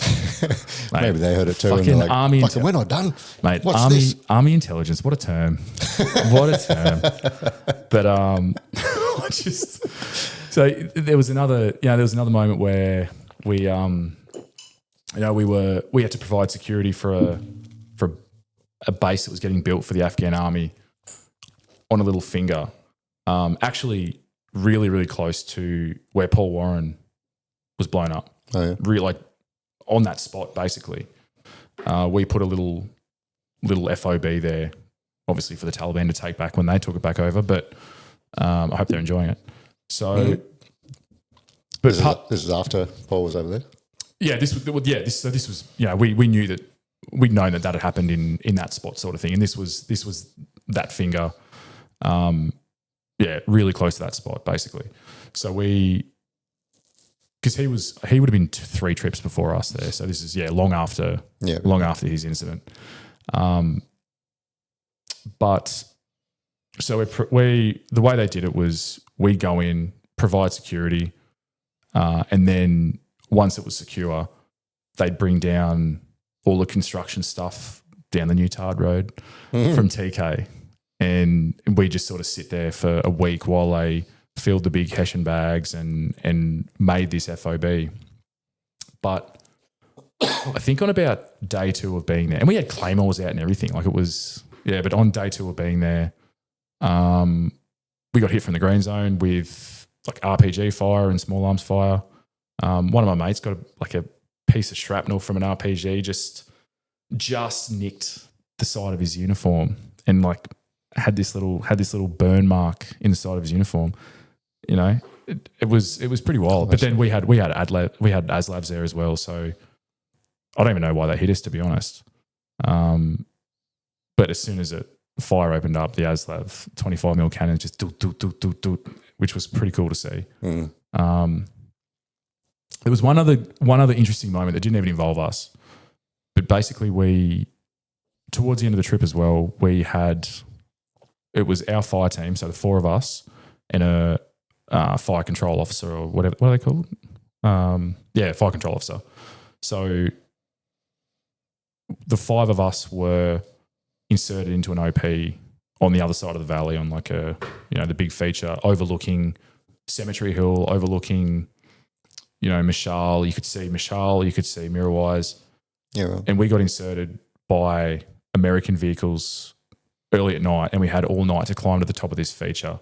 Meant to be there for 4 days, I think. So you're carrying fucking radio batteries and food and water for 4 days and lugging all your shit up this hill. It was one of the worst nights of my life, I reckon. We were stinging. It was hard yakka the whole way up this feature. Get up this feature, and it's boring too. You can't do anything except lay there for days. You're doing like 3-hour pickets while everyone else is sort of chilling out. It was a hard yakka. Anyway, we get to day 3, I think it was. Day 2 maybe. And right in front of us at like 3 PM on a section of clear road, the Taliban just set up a vehicle checkpoint, which is such a fucking dumb thing to do in between 2 Australian bases. But we couldn't even believe what we were seeing. We're like, what the fuck? Standing out there with their radios and their RPGs, stopping every car, kilometres away from Australian bases. So we're just watching it unfold, and we're like, you beauty. We had one of the boys, so one of us, two of us had Styres. So obviously 556, they were probably, probably almost 2 Ks away, probably 1.5 away. But we had optics, so we were all just, all just watching this shit fight unfold. But we had one HK, which is 762 with a big scope on it. And then we had my Maximi, which is 762. So we had 2 weapons that probably could have hit that range. Didn't have any snipers, nothing like that. And we sort of had the discussion, do we just open up and just scare them away or see if we can, we can hit 1 or 2 of them or whatever. We were just sort of having that discussion. We were like, yeah, let's do it. And then there was, obviously we had the artillery officer there as well. So, he's on the radio saying if you can call in any air support or bombs or whatever. And then suddenly a new voice comes onto the radio and it's like, stand down, don't do anything, don't move, just stay there. This is our movement box now. And it was the SAS. So basically what happened was within 20 minutes, the Black Hawks come in and we just got to sit there on this feature and watch it all unfold. The choppers came in. As soon as the choppers came in, these guys started scrambling for buildings. They did one circle around the area. And these guys all had AKs, but they didn't fire. One of the helicopters went to land and just, one of the SAS guys just shoots this dude and kills him straight out of the helicopter. Before they even got out of the helicopter, just bang, pops him. They all get out.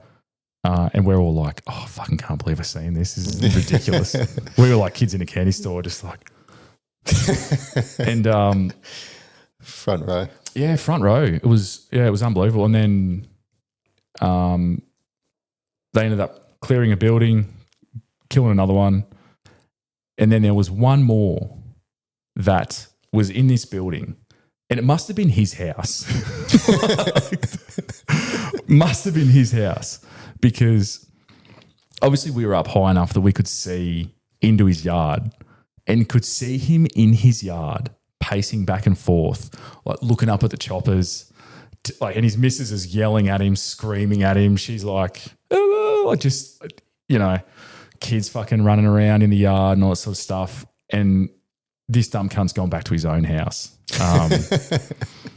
But we're watching we get on the radio, or the artillery officer gets on the radio, and he's trying to direct him to the right house, but they kept like missing the house or going to a different house, and then they'd be like, no, it's the one with whatever green roof or whatever, car at the front, and they go to like a different house, and this happened 4 or 5 times, and finally they rock up into that house, kick the door in, and just kill this dude straight away in front of his missus, and then clear the house and fuck back off and get on their choppers and just leave his body there. All 3 of these bodies are just laying there.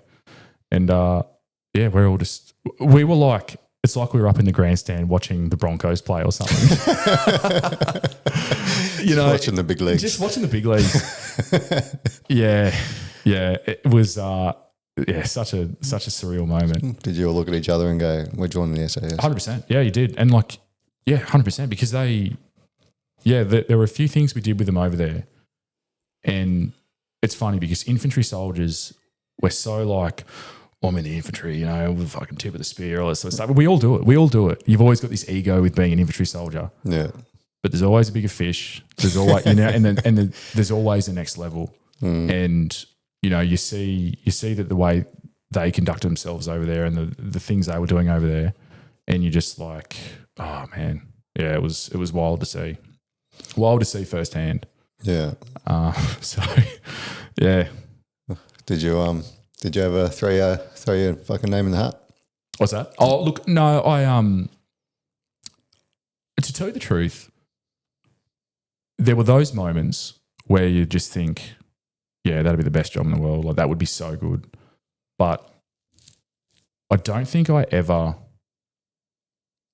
loved it or was motivated enough at that age to do it. I think me now, if I had my brain in my 21-year-old body now, I probably would have. I would have had the motivation to do it. I probably would have at least thrown my hand thrown my name in the hat to see how it went.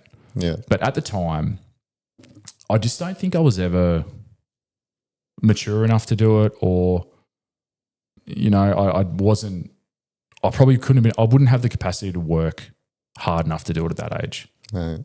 And that's, the thought, but you see stuff like that and you think, yeah, that's what I want to do, but it never really stuck. Yeah, okay. Because there was a lot of other negative stuff and a lot of cynicism and a lot of burnout, and they were the primary emotions. But got mates that did it, and they, it's the next level. Like, it's compared to what we were doing over there. They were just playing a different game. They were just reading from a different sheet of music, mate. They honestly were. We got this. Stand down, boys. Yeah, absolutely. Yeah, and that's what it was. And we were devastated because we were like, oh, they've stolen our thunder a little bit. Yeah. They would have heard your call over the radio and licked their lips.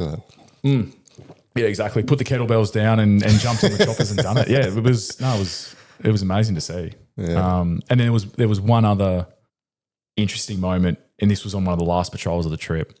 And I remember it because as the trip went on, we'd had our little pieces of action. We were just ready to go home. And 8 months over there felt like fucking 8 years. So we'd had the action. And me personally, I was just ready. I was ready to go home. Was done with the rank. I was done with the bullshit. Was done with all the negative stuff. And one of the last patrols we did was we went in and cleared this valley. And we hadn't been in this valley for a fair while. But I remember getting in the Bushmaster in the hatch, as always, and just being so like anxious and nervous and having this pit of fear in my stomach that something was going to happen on that patrol, and just being terrified basically. And didn't talk about it, didn't verbalize it, but I vividly remember that feeling of just being absolutely terrified. For no reason, just because we were so close. And then we start driving down to this valley, and the whole way down there's just a road with, cliffs, mountains on either side. You're just in this kill zone the entire time, and there was just this feeling of foreboding, basically.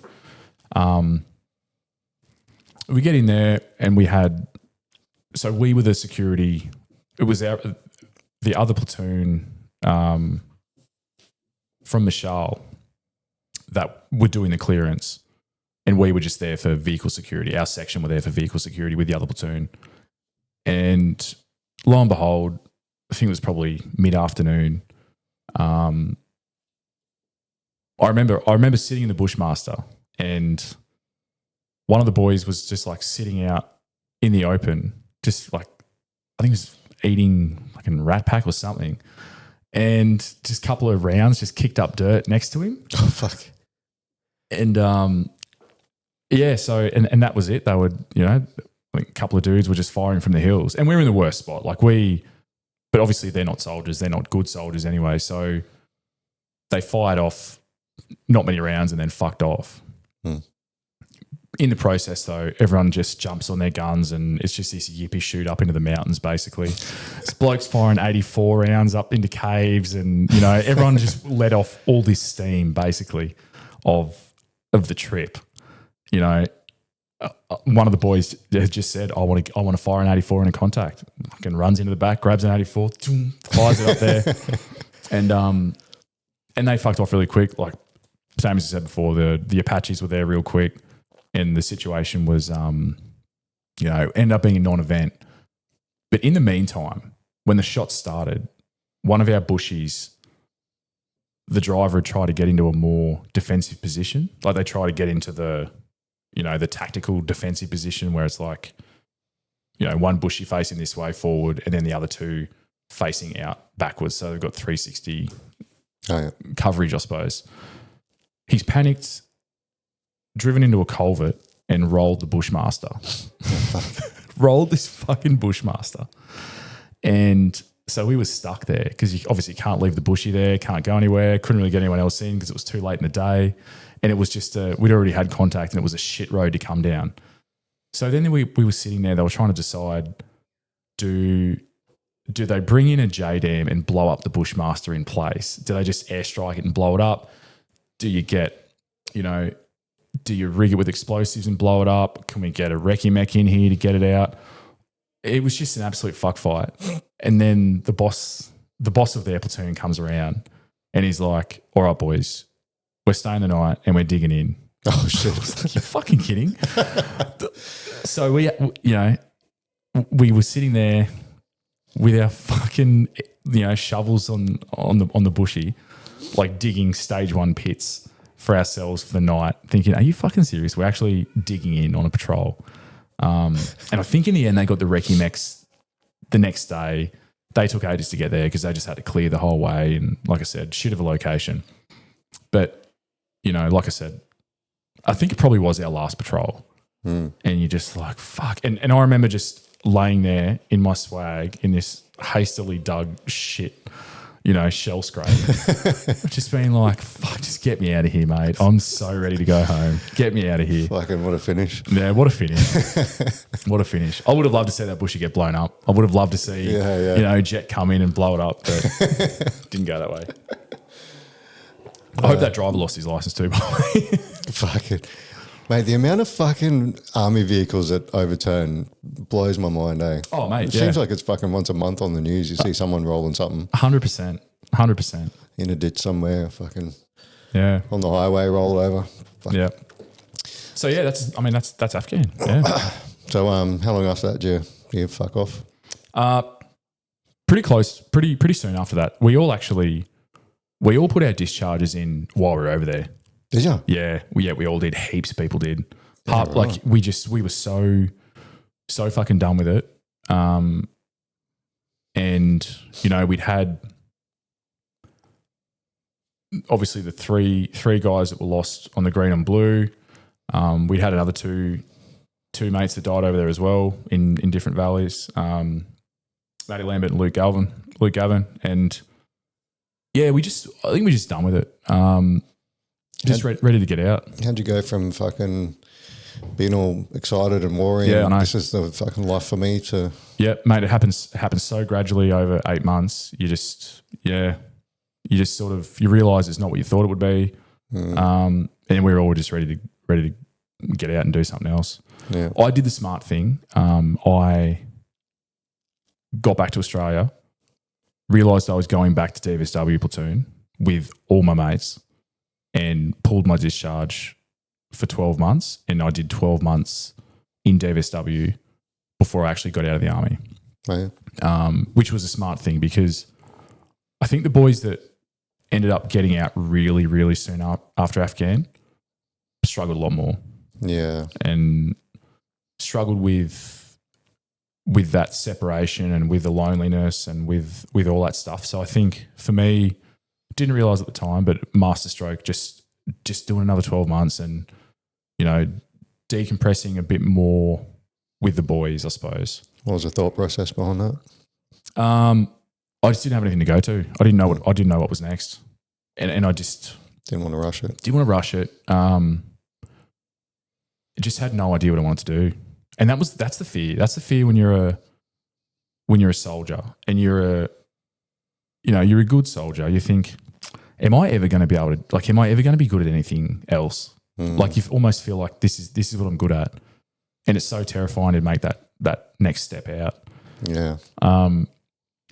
So yeah, I did end up doing another 12 months in DVSW, doing not much at all really. DFSW, for those listening, is direct fire support weapons. Yep. Heavies. Yep. And yeah, absolutely. So it ended up being a really good 12 months. Just hanging around and spending time with the boys and doing not much. What had happened while we were gone was there were heaps of new soldiers that had come into TRR. And to be completely honest, it was probably good that we all fucked off because there was that massive divide between the blokes that had gone and the blokes that hadn't gone. Same or different to when you came in and they were the guys that had come back? No, it was different. It was different because we'd kind of seen the writing on the wall, and we knew that there probably weren't going to be any more trips, or the trips that were coming back weren't going to be the trips that we did.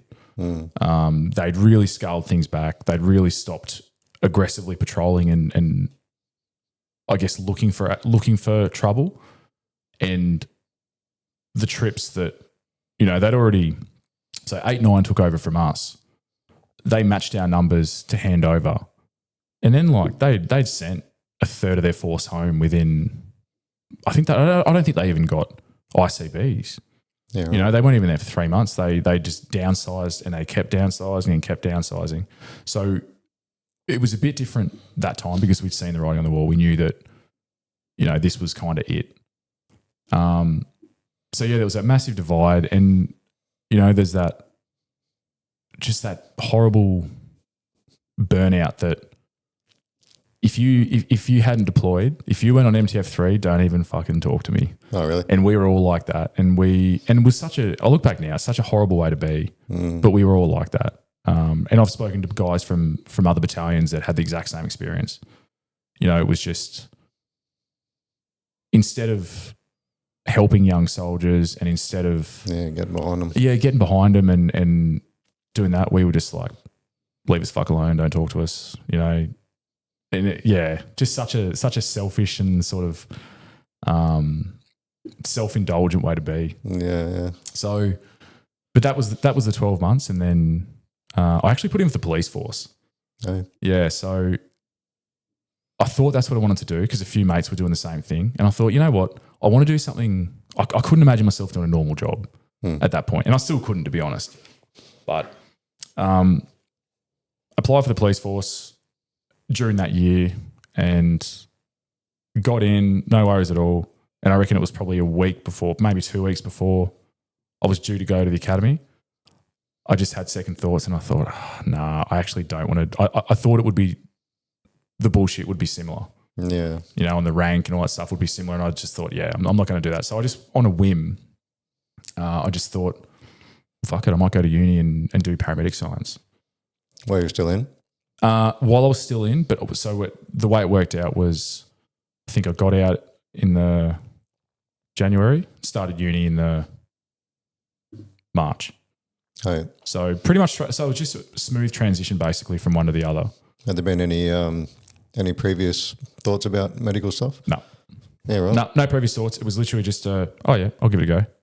And then as soon as I started, I just thought, this is what I'm doing. I just found myself, loved studying again, and just loved the thought of that job, and just sort of put my head down and did it. The transition was still real tough though, because I think you just wrap up so much self-worth in the fact that you're a soldier. Yeah. And then when you leave that behind, you almost, what's my identity now? Yeah, exactly. And you almost you leave a big part of yourself behind, and you leave a big part of who you are behind. And that's really tough because, and I had some fucking shit jobs too. I remember they pay for a course or a qualification, like a short qualification within reason, on the way out to help you with your transition. Yeah, so I did what everyone else did. 26 days or something of study leave. Yeah, something like that. So I did what everyone else did. Went and got my security license. Got my security license, got my cash in transit license, got my category H, driver, concealed carry license, that sort of stuff. And just in my first year of study, I stayed in Townsville, and I ended up just doing these fucking shit, demeaning jobs. I was a mall cop for a bit. Poor blood. Yeah. And you know what? Geez, the boys gave it to me too. Rightfully so. And it's hard too, because you're walking around fucking Castletown in Townsville just thinking, I was walking in the fucking mountains of Afghanistan 12 months ago, and look where I am now. Like, even though you're working towards something, it's so hard to see it at the time. Demoralising. So hard to see it at the time. And you're just, it's just such a downfall. And it's hard to see the light at the tunnel. 3 years at uni is a long time. Oh yeah, fucking nice. And it's just hard to see the light. How'd you go with the study? You said you were a pretty shit student at 11 and 12. No, I was a good student. I ended up with a 6 GPA, so I ended up with a distinction average at uni. Really enjoyed it, loved it. It was just different. I think I knew what the stakes were. I knew that if I didn't put my head down and do it, I'm going to be a fucking alcoholic security guard for the rest of my life, and I didn't want that. So knuckled down and got it done. Did all those shit jobs. I remember one job I had in Townsville. I was the fucking security guard that had to follow the Cowboys around after they have a game on their night on the piss. Oh, really? In Flinders Street. And that was one of the most demeaning jobs I've ever had in my entire life. Like you're following the Cowboys around and none of them even look at you. None of them acknowledge you. You're nothing to them sort of thing. And same thing, you're just sitting there thinking, I was in fucking Afghanistan 12 months ago and look what I'm doing now. Like, it was so demeaning. You ever think about going back? No, I was pretty well done with it. I think, I don't think I would have gone back. I think I was keen to just like bookend it and do something else. Yeah. I remember another time, one of the security jobs I did, I had like no security experience whatsoever. But the boss of the company was like, oh, he's an ex-soldier. He'll be fine. Mm-hmm. There was a Chris Isaac concert in Townsville at the entertainment centre. And he's just like, do you want to work this concert? I said, yeah, all right, I'll work your concert. I get there and he's like, okay, mate, you're front of stage. You're the one. And it was only like, it's a Chris Isaac concert. How fucking wild can it be? and I had no idea what I was doing. Didn't have a clue what I was doing. But I was like, yep, all right, mate, no worries. How hard can it be? In between the band and the crowd? Yep, in between the band and the crowd. So there's like one stairwell up to the stage and I'm standing or sitting, because the whole crowd was sitting. I'm sitting facing the crowd next to that staircase. Like me to you away from the front row. And there were probably 7 or 8 middle-aged women in the front row, right in front of me. As soon as they came in, they start talking to me and they start sort of saying, oh, look, just so you know, we've won a competition.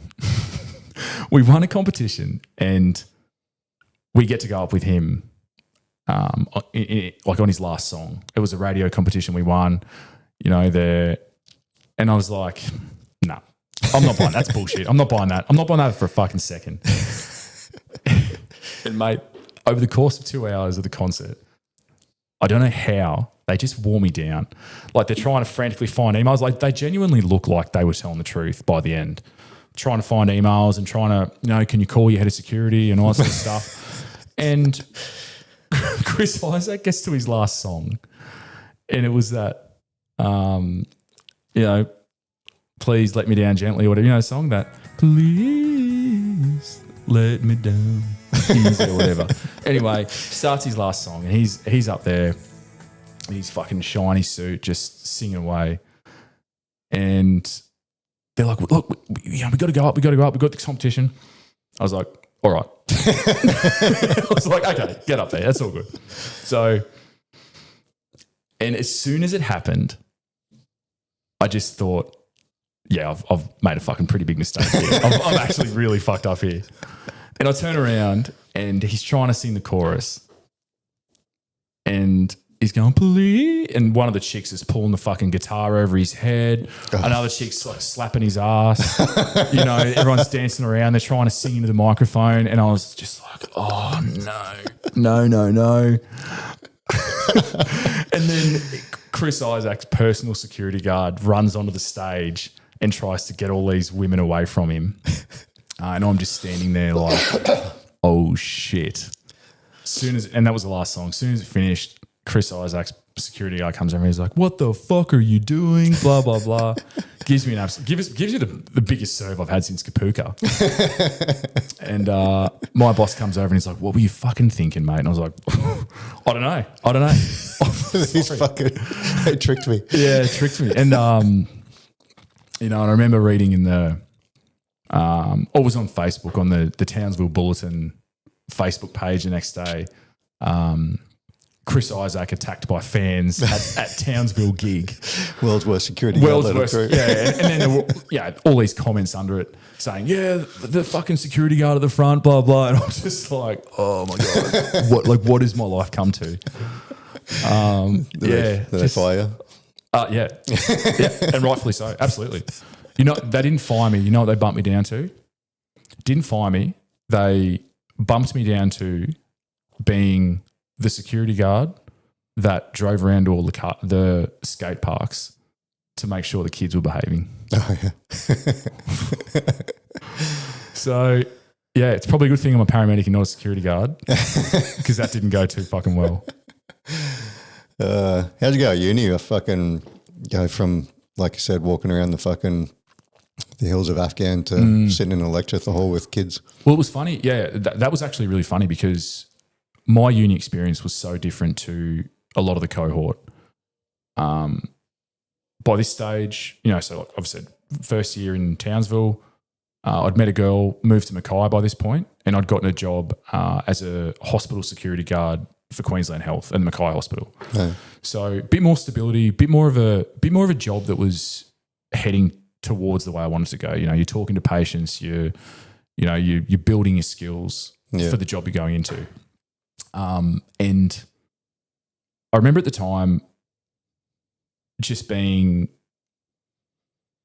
I couldn't relate to any of the young kids basically. Yeah. Because you've got the military standards and you take everything seriously and all the assessments come around and all the practical days and everything, they come around and you're so serious and you're so, everything else doesn't matter. So like they were all living their best fucking lives, going to toga parties and all this sort of shit. And I was just sitting I was either at work or I was sitting in my office, trying to study for 6 hours a day. So yeah, my uni experience I'd already had that experience in the military. So, I was sort of at that point out the other side of that. Like I didn't need to go and hit the piss all the time. I was still drinking heaps. Don't get me wrong, I was still drinking heaps, but my uni experience was just me sitting in an office trying to stay off YouTube, mate. That was uni for me. I found when I went to uni after the military, the language, like coming from dark humor and the way the boys fucking talk to each other to the way the kids are these days. Yeah, absolutely. Like someone do something dumb, you're like, gay. Yeah, absolutely. Everyone just looks at you. Absolutely. Can't say that anymore. Yeah, absolutely. Yeah. But no, so that was pretty uneventful. And then ended up obviously finished uni, got a job with Queensland Ambulance straight away, and have been doing that for 10 years now. So yeah, nice. Yeah. How'd you go with the struggles, the mental health stuff when you got out? I look back now and I realise I was fairly bad for a long time. The whole way through my 20s was just, unknowingly just wreaking devastation on my life and everyone around me basically. Self-destructive. Yeah, so self-destructive. I just, the things that, since been diagnosed with PTSD and was in denial for so long, I just thought it was normal. But I look back now and I think of the person that sort of went to Afghanistan, and then I think of the person that came back from Afghanistan. They were just two completely different people. I came back so full of, anger and intolerance and just this baseline of agitation and irritability all the time. Drinking was a problem for a while, partying was a problem for a while. And that was just a common theme the whole way through my 20s. And even when I joined QAS, it was just this Jekyll and Hyde.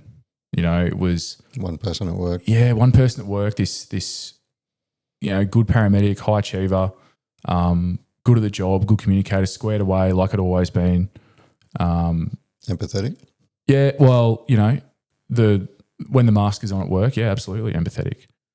And then at home, you're a different person. You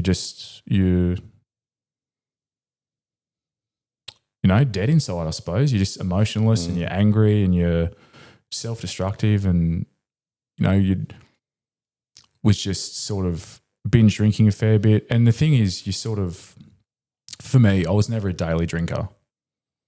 Wouldn't just get home from work and have a couple of beers. But on a Friday night or a Saturday night or whatever, would just, binge like you wouldn't believe, and have that thing where if you're not the last one at the party, it's a fail basically. Yeah. Just always the one that took it too far, always the one that was, but like I said, even like I never actually properly told anyone, not even my closest mates, sort of how I really was, like how kind of angry and lost I really was. And I think that comes from the military as well. I think, like I said before, you don't ever want to show a chink in your armor ever. And when you are a young man in that environment in the military, where it's just 30 alpha males trying to be the top dog, and you just cannot even show any weakness, any vulnerability, anything at all. Yeah. And then so unknowingly, I think what happens is the army, particularly the infantry,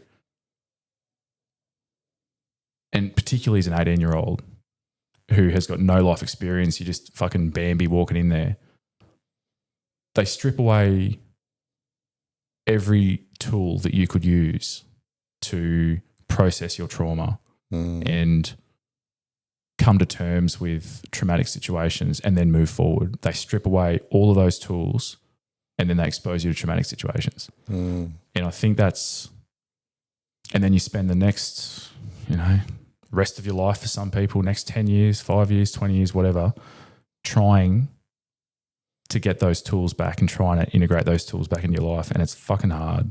Yeah. Especially if you never had them at the start, like you said. Yeah, exactly. And it's just, I think, I don't want to use the term toxic masculinity, but like, I guess in a way that's what it is. It's an environment that there's just you would rather die than show weakness. You would rather, you just would never do it. And particularly for me, like I took that all the way. I was 100%. I will never show anyone weakness. I will never ever show vulnerability. I'll never tell anyone. And even you think you're being brave and you think you're being tough, but in reality, you're just being a coward. And I remember there's plenty of times when my mates have been going through it, really struggling with their demons at their lowest point. And I'd be there for them, but too much of a coward and too scared to admit that I was feeling the same things, and my mental state and my life were a wreck at the same point. And, it's just like I said, I just took it all away. I was like, I will never fucking let anyone see, that Jekyll and Hyde. Yeah, beneath the mask. Yeah. And the only people that saw it were my parents. So my mum actually, not long after Afghanistan, she moved up to Townsville because she was so worried about me. Oh, really? Yeah. You had some conversations on the phone that concerned her? Yeah, had some conversations. And not really that, it was the fact that she could see how much I'd changed after Afghanistan and how different I was after Afghanistan. Your mates can't see it because they've all changed as well. You can't identify it in yourself or anyone else. But someone like your mum just knows exactly how much you've changed. And, you in relationships, your missus can't see it because she didn't know you before. Yeah. How would she know? Like no one else knows. But like I said, I was just in complete denial for a decade, I reckon. Yeah, right. whole, the all through my 20s, basically, just And did that help, mum coming? no, because I was in denial. It didn't, nothing wrong with me, mum. Nothing wrong with me. And there was a moment.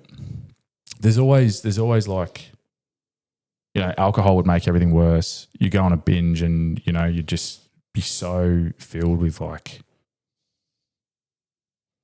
self-hatred and all this sort of stuff and shame and fear and all these things. Yeah. And you'd sort of spiral and the alcohol would make it worse and the party would make it worse.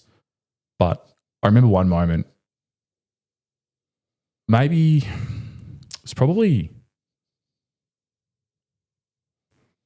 7 or 8 years after we got back, we had like a little, like an informal sort of, most of our section got together on the Gold Coast, and one of the boys had a hotel room, and we all just ended up, sitting around talking shit and reliving old times and all that sort of stuff. And we were at Hooters at the Gold Coast, and I remember one of the boys had said to me, he'd opened up and he said to me that he was really struggling with a specific moment from the trip that had just haunted him and he couldn't get past, kept reliving. And what the moment was he nearly shot me in the head. Oh shit. Yeah. And so it was completely my fault. Rule number one is don't cross someone else's barrel and he had his finger on the trigger with pressure on the trigger, and he was, a millimeter of, a gram of pressure away from shooting his weapon, and I've just gone straight in front of his barrel.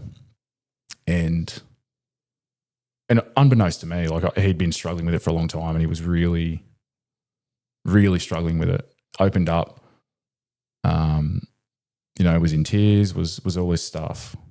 And I'm sitting there, and even then, I guess I wasn't, like I couldn't tell him how I was feeling at the same time. I couldn't tell him that I was not exactly having a great time either. My denial and my just inability to admit that I was struggling was just so fucking overpowering. Was it because you couldn't put a finger on why you were struggling, or you just didn't want to admit you were? Both. And you know what?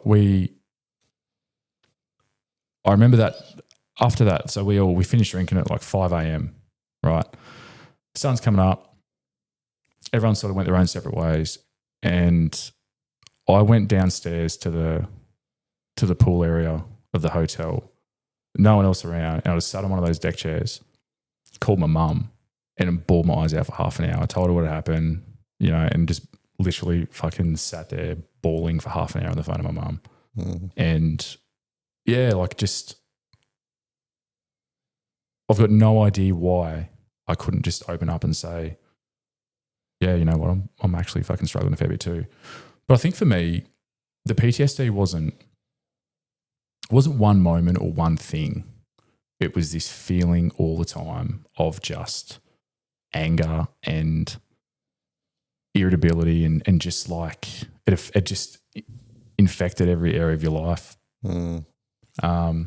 Except work life, to be honest. Like I just would go to work or see my mates or whatever, and I'd just be like the same happy-go-lucky dude. Like no one, even my closest mates, even when they were struggling, they had no idea that I was, not in a really good mental state either. The crying clown. Yeah, 100%. Absolutely. That's exactly what it was.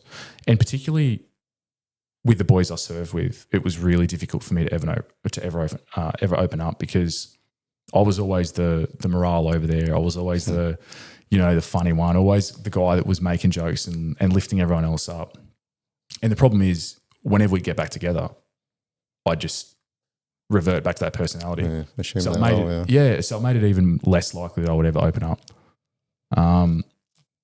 When did you open up? So I had a string of, failed relationships in my 20s, basically, that all went the same way. And it was all basically girls that just get fed up, because I was never Yeah, like I was never violent, never angry, never abusive. I'm definitely not an angry person. Not an outwardly angry person anyway. But I was just so emotionally shut down and reactive and irritable and, and I think that had happened again and again and again. And it was always the same thing. Always, they all said the same thing and you just kind of start to think, this might be a me thing. This might not be a them thing. Maybe I'm the problem. Maybe I'm the problem. But even then, I think I had a particularly sort of traumatic breakup. I moved in with a couple of really close friends who were paramedics as well, and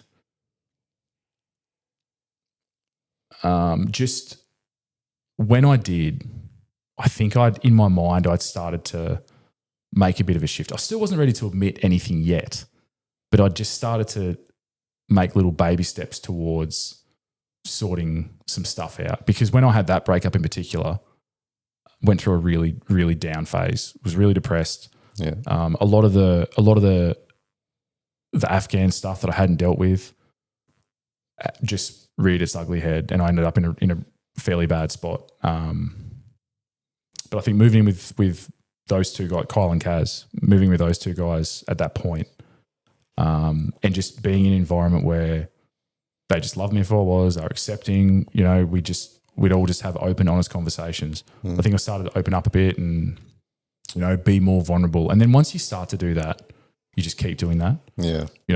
And it's almost like you can't stop it.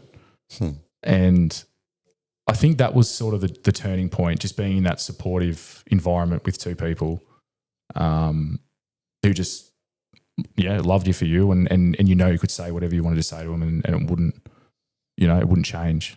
Yeah. And I think that was probably the turning point.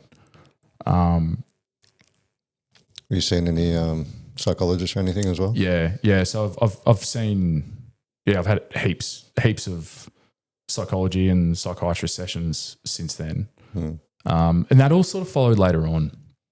I don't think it really, even then I was still partly in denial, I think. To be honest, even when I put in DVA claim for PTSD, even then I wasn't really convinced. I was just like, oh look, happy to take a payout or whatever. And I wasn't really convinced, but I remember sitting there and doing that questionnaire and just being like, yes, yes, yes, yes. And just being like, fuck. Oh shit. Yeah. Oh shit. Like it's, yeah. And I don't think you realize how damaging it is on your life until you sort of start to come out the other side of it. Yeah. But once I'd got that diagnosis, particularly once Alex, my fiance, and I had moved in together, she was so supportive of everything, and just understanding, accepting of just, she could have left too. She could have left. It was looking at times like it was going the same way as all my other relationships had. Like I was just so emotionally dead and shut down and withdrawn and just angry all the time and binge drinking and all that sort of stuff. She could have left. She probably should have left, but she didn't. She sort of stuck around, was supportive, and was a very big reason for. And she's emotionally intelligent. Yeah. And we wanted to have a kid. I wanted to just get myself sorted and get myself really on track before we'd had a kid. And yeah, just got the diagnosis, started going to see a psychologist regularly, like every week for a while, literally every week for a while. Yeah. And just started working through some stuff. One of the big things for me was, and still is now, and I think partly it's kind of getting worse the older I get. Like I said, been a paramedic for 10 years, and I have a really hard time reconciling with that version of myself that went to Afghanistan. It was so, full of hate and just ready to kill and because that is just so far from who I am now. Yeah. You know, and there's a lot of shame, a lot of guilt involved with that. And yeah, it's just sort of, it's just a weird feeling, I think. Yeah. You know, my old man jokes around about it. He's like, oh, you've fucking gone from trying to kill people to trying to save people. Like that's a fair career 180. But yeah, I think you see the good you do now. You see all the positive impacts you have on people now. You know, and you just, it's such a great, fulfilling job, and it makes you feel fulfilled as a person, which makes you feel even more shame and guilt for who you were. Yeah. Yeah. It's growth though, right? It is. That's exactly right. It's growth. Yeah. Having a growth mindset. Yeah, absolutely. But no, it's just it's a hell of a thing. PTSD is a hell of a thing because I think it's very rarely is it the full-on cliche out in the backyard digging foxholes or you know, crying, like waking up every night screaming. It's not that. It's like 1,000 little things that just are so insidious, and it almost tricks you into thinking, well, this is just who I am. And it's not, you know, it's not normal. It's not, you shouldn't accept it as this is my life now. Like I'm just a fucking angry person with no patience, no ability to care or have empathy or whatever. Like it's, you know, it's, yeah. Yeah, there's a lot of that. Yeah. I guess that's the opposite of the growth mindset, is that like, this is just who I am. Yep. You know, I don't hug my kids. I don't fucking do this. I don't do that. Yeah, exactly. Exactly. And, you know, like we were talking about before, my father set a great example. And if I had kept going the way I was going, there's no way I would have been a good father, would have been a good husband, and I'd probably be fucking alone at 50, you know? Yeah.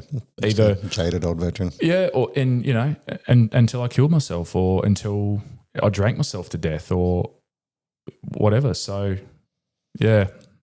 So if you had to put a bit of a finger on it, you reckon it's the support of a good woman and talking about it that got you through it, or was there something else?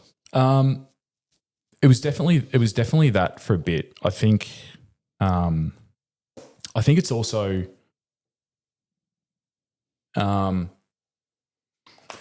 getting older and getting further removed from it and spending time with normal people.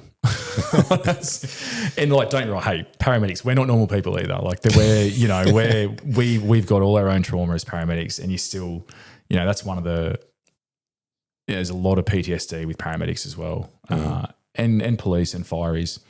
But I think just getting a bit more removed from it, getting more in touch with yourself. So for me, therapy definitely helped. Getting your feelings validated, talking about it. Obviously, Alex being understanding helped, because if she wasn't understanding, she would have just gone. She's still in the picture. Yeah. And like I said, we've got a beautiful 3-month baby girl. She's the most gorgeous thing on the planet. Yeah. And yeah, I think the other thing for me was, I think your physical fitness ties in so heavily with your mental state. Yeah. You know, they're one and the same. So, try to keep fit, try to always be doing stuff, ultra running, because, you know what, it's the funniest thing. Like I'm not one for meditation, mindfulness. I can't do it. I've never been able to do it.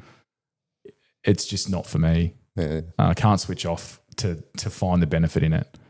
But when you go for a big run and you're just out by yourself in the, you know, on Mount Cootha or way out the back of Brookfield or whatever, and you're out there, you don't see anyone for hours, you're just running, like that's meditation. Yeah. You know, you're just thinking about everything and nothing at the same time. Thoughts are just coming into your mind and then leaving again. And to me, like I get it, because I think that's what meditation feels like. And as long as you can find, for me it was running. For other people it's different things. Yeah. No, I felt the same thing. I used to do the Spartan Ultras, the 50K Spartans. Yep. So I was up the back, Brookfield and that. Yep. Doing 30K runs by myself, and, you know, at dusk, and Yep. Yeah, it's just very meditative. Yeah, and then you get home and you're absolutely flogged, you're stuffed, and it's just that feeling of, you got all the endorphins and, it's just good to do hard things. It just really clears your mind. Yeah. And then as soon as you stop doing it, I've had periods as well where I've been injured or stopped doing it, and your mental health just goes straight down the toilet again. Yeah. And then, you forget how good it is. Yeah. I've said it time and time again. It's your mental health and your physical health are tethered together. Mm-hmm. If you get stuck on the couch because you can't exercise or even, exercise is a crux, like running's a crux. I need to run to feel good mentally. Yep. Then you fucking, break your ankle or something, you can't run and then all of a sudden you get real sad real quick. Yeah, exactly. And it's funny too though, because with like in the ambulance service, I think a lot of young paramedics go through the same thing that I went through at that age in the military, which is, you find yourself in a profession where it matters and where you matter. And, it's this intoxicating feeling of you've got this sense of purpose in your life. And, it can be all encompassing. And for me, the military was all encompassing. When I was in it, it was just, you think your ego goes out of control. You think I'm the best thing since sliced bread sort of thing. Mm-hmm. Look at what I'm doing. Look how cool it all. Look at you see everyone else doing normal, boring shit, and you're like, look how cool I am. Yeah. And I can see it in young paramedics now. Oh, yeah. Because it's the exact same. You're in that. It's a job that, if you let it, will become the central pillar of your personality, and it will become the most important and most interesting thing about you. And the problem with that is when it lets you down, you've got nothing else. Yeah. And you are up shit creek without a paddle if that happens. And that's what happens in the military is, and a lot of my mates and even a lot of acquaintances or whatever, or even veterans that I meet and speak to, you can tell that their service, a decade ago, 12 years, 13 years, whatever it is, their service and their military experiences are the central pillar of their personality. Yeah, 100%. And they're the ones that struggle, mate. They're the ones that struggle the most. So I think the other thing for me, joining QAS and becoming a paramedic was a godsend, because it meant that the military is just a phase of your life, and it's not the most interesting thing about me. It's not, it doesn't define me as a person. It's just something that happened, 14 years ago. Like, it's not, and I think that's so important, because if you don't have that, well, yeah, it's just going to let you down. You would, you're not tied into that. The QAS is everything. Nah, look, don't get me wrong. I love my job so much. I think it's the best job in the world, and it's such a rewarding job. And you have all these little moments where you can just be the light in someone's life, and you have all these it's an incredible job, but it's a job. Yeah. And I still go home to my beautiful baby girl and my fiance, and I've got all my other interests and all my other things. It's just a job. Yeah. And it's a great job, but it's a job. It's not the central pillar of my personality. It's not the most interesting thing about me, and it's not even close. Yeah. And I think having that separation from either military or emergency services or whatever is so important, because until you can let that go, it will just hold you and trap you and just keep hurting you, I suppose. Yeah. It's like that with anything that becomes that central part of your life. You've got to have balance, right? You've got to have other things to turn to. Yep. Other things that give you fulfillment, just in case you get injured, or just in case you lose your job or something happens. Exactly. I'm like athletes. I imagine athletes go through the same thing, or whatever. Like, definitely. It's just, you got to have, you can't make it, because that's when you burn out as well.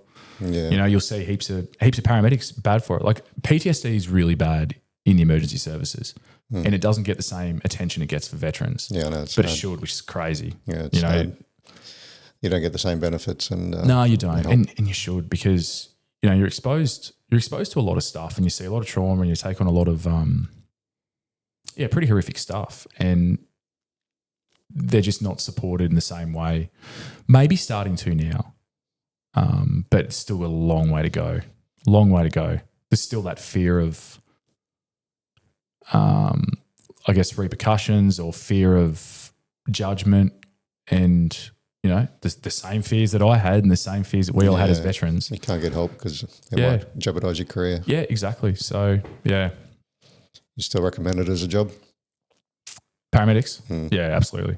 Absolutely. If you're in it for the right reasons, absolutely. It's not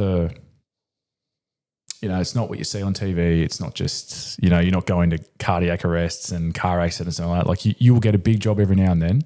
But if you can just take joy and fulfillment in, the little moment at 3 a.m. where you've just made an old lady's day, or, given someone a hug or whatever else, like it absolutely is, but it's definitely not what you think it is. Yeah. Get some, someone's got the sniffles sometimes. Yeah. Yeah. Oh, look, and there's a lot of that. There's a lot of sort of, people, look, at the end of the day, it's an emergency for them, I suppose. But yeah, you got to get through all that to get to the rewarding parts of the job, I think. Yeah. Well, no job can be fucking 24/7 exciting, right? Well, I think people forget that the military was 95% fucking waiting around as well. So yeah, 100%. It's no jobs like that all the time. You remember the action, but fucking most of the time you're doing nothing. 100%. Yeah, 100%. Sitting around saying how much it sucks. Yeah, that's exactly right. But no, it is. It is a good job. Cool, man. Good time to end. Good time to end. Good chat. Yeah, thanks, mate. I really appreciate it. Thanks for having me on. No, awesome. Really appreciate it. Fucking thanks for coming on. Yeah. Great story. Yeah, thanks very much. Cheers, man. Thanks. Cheers. Bye, guys.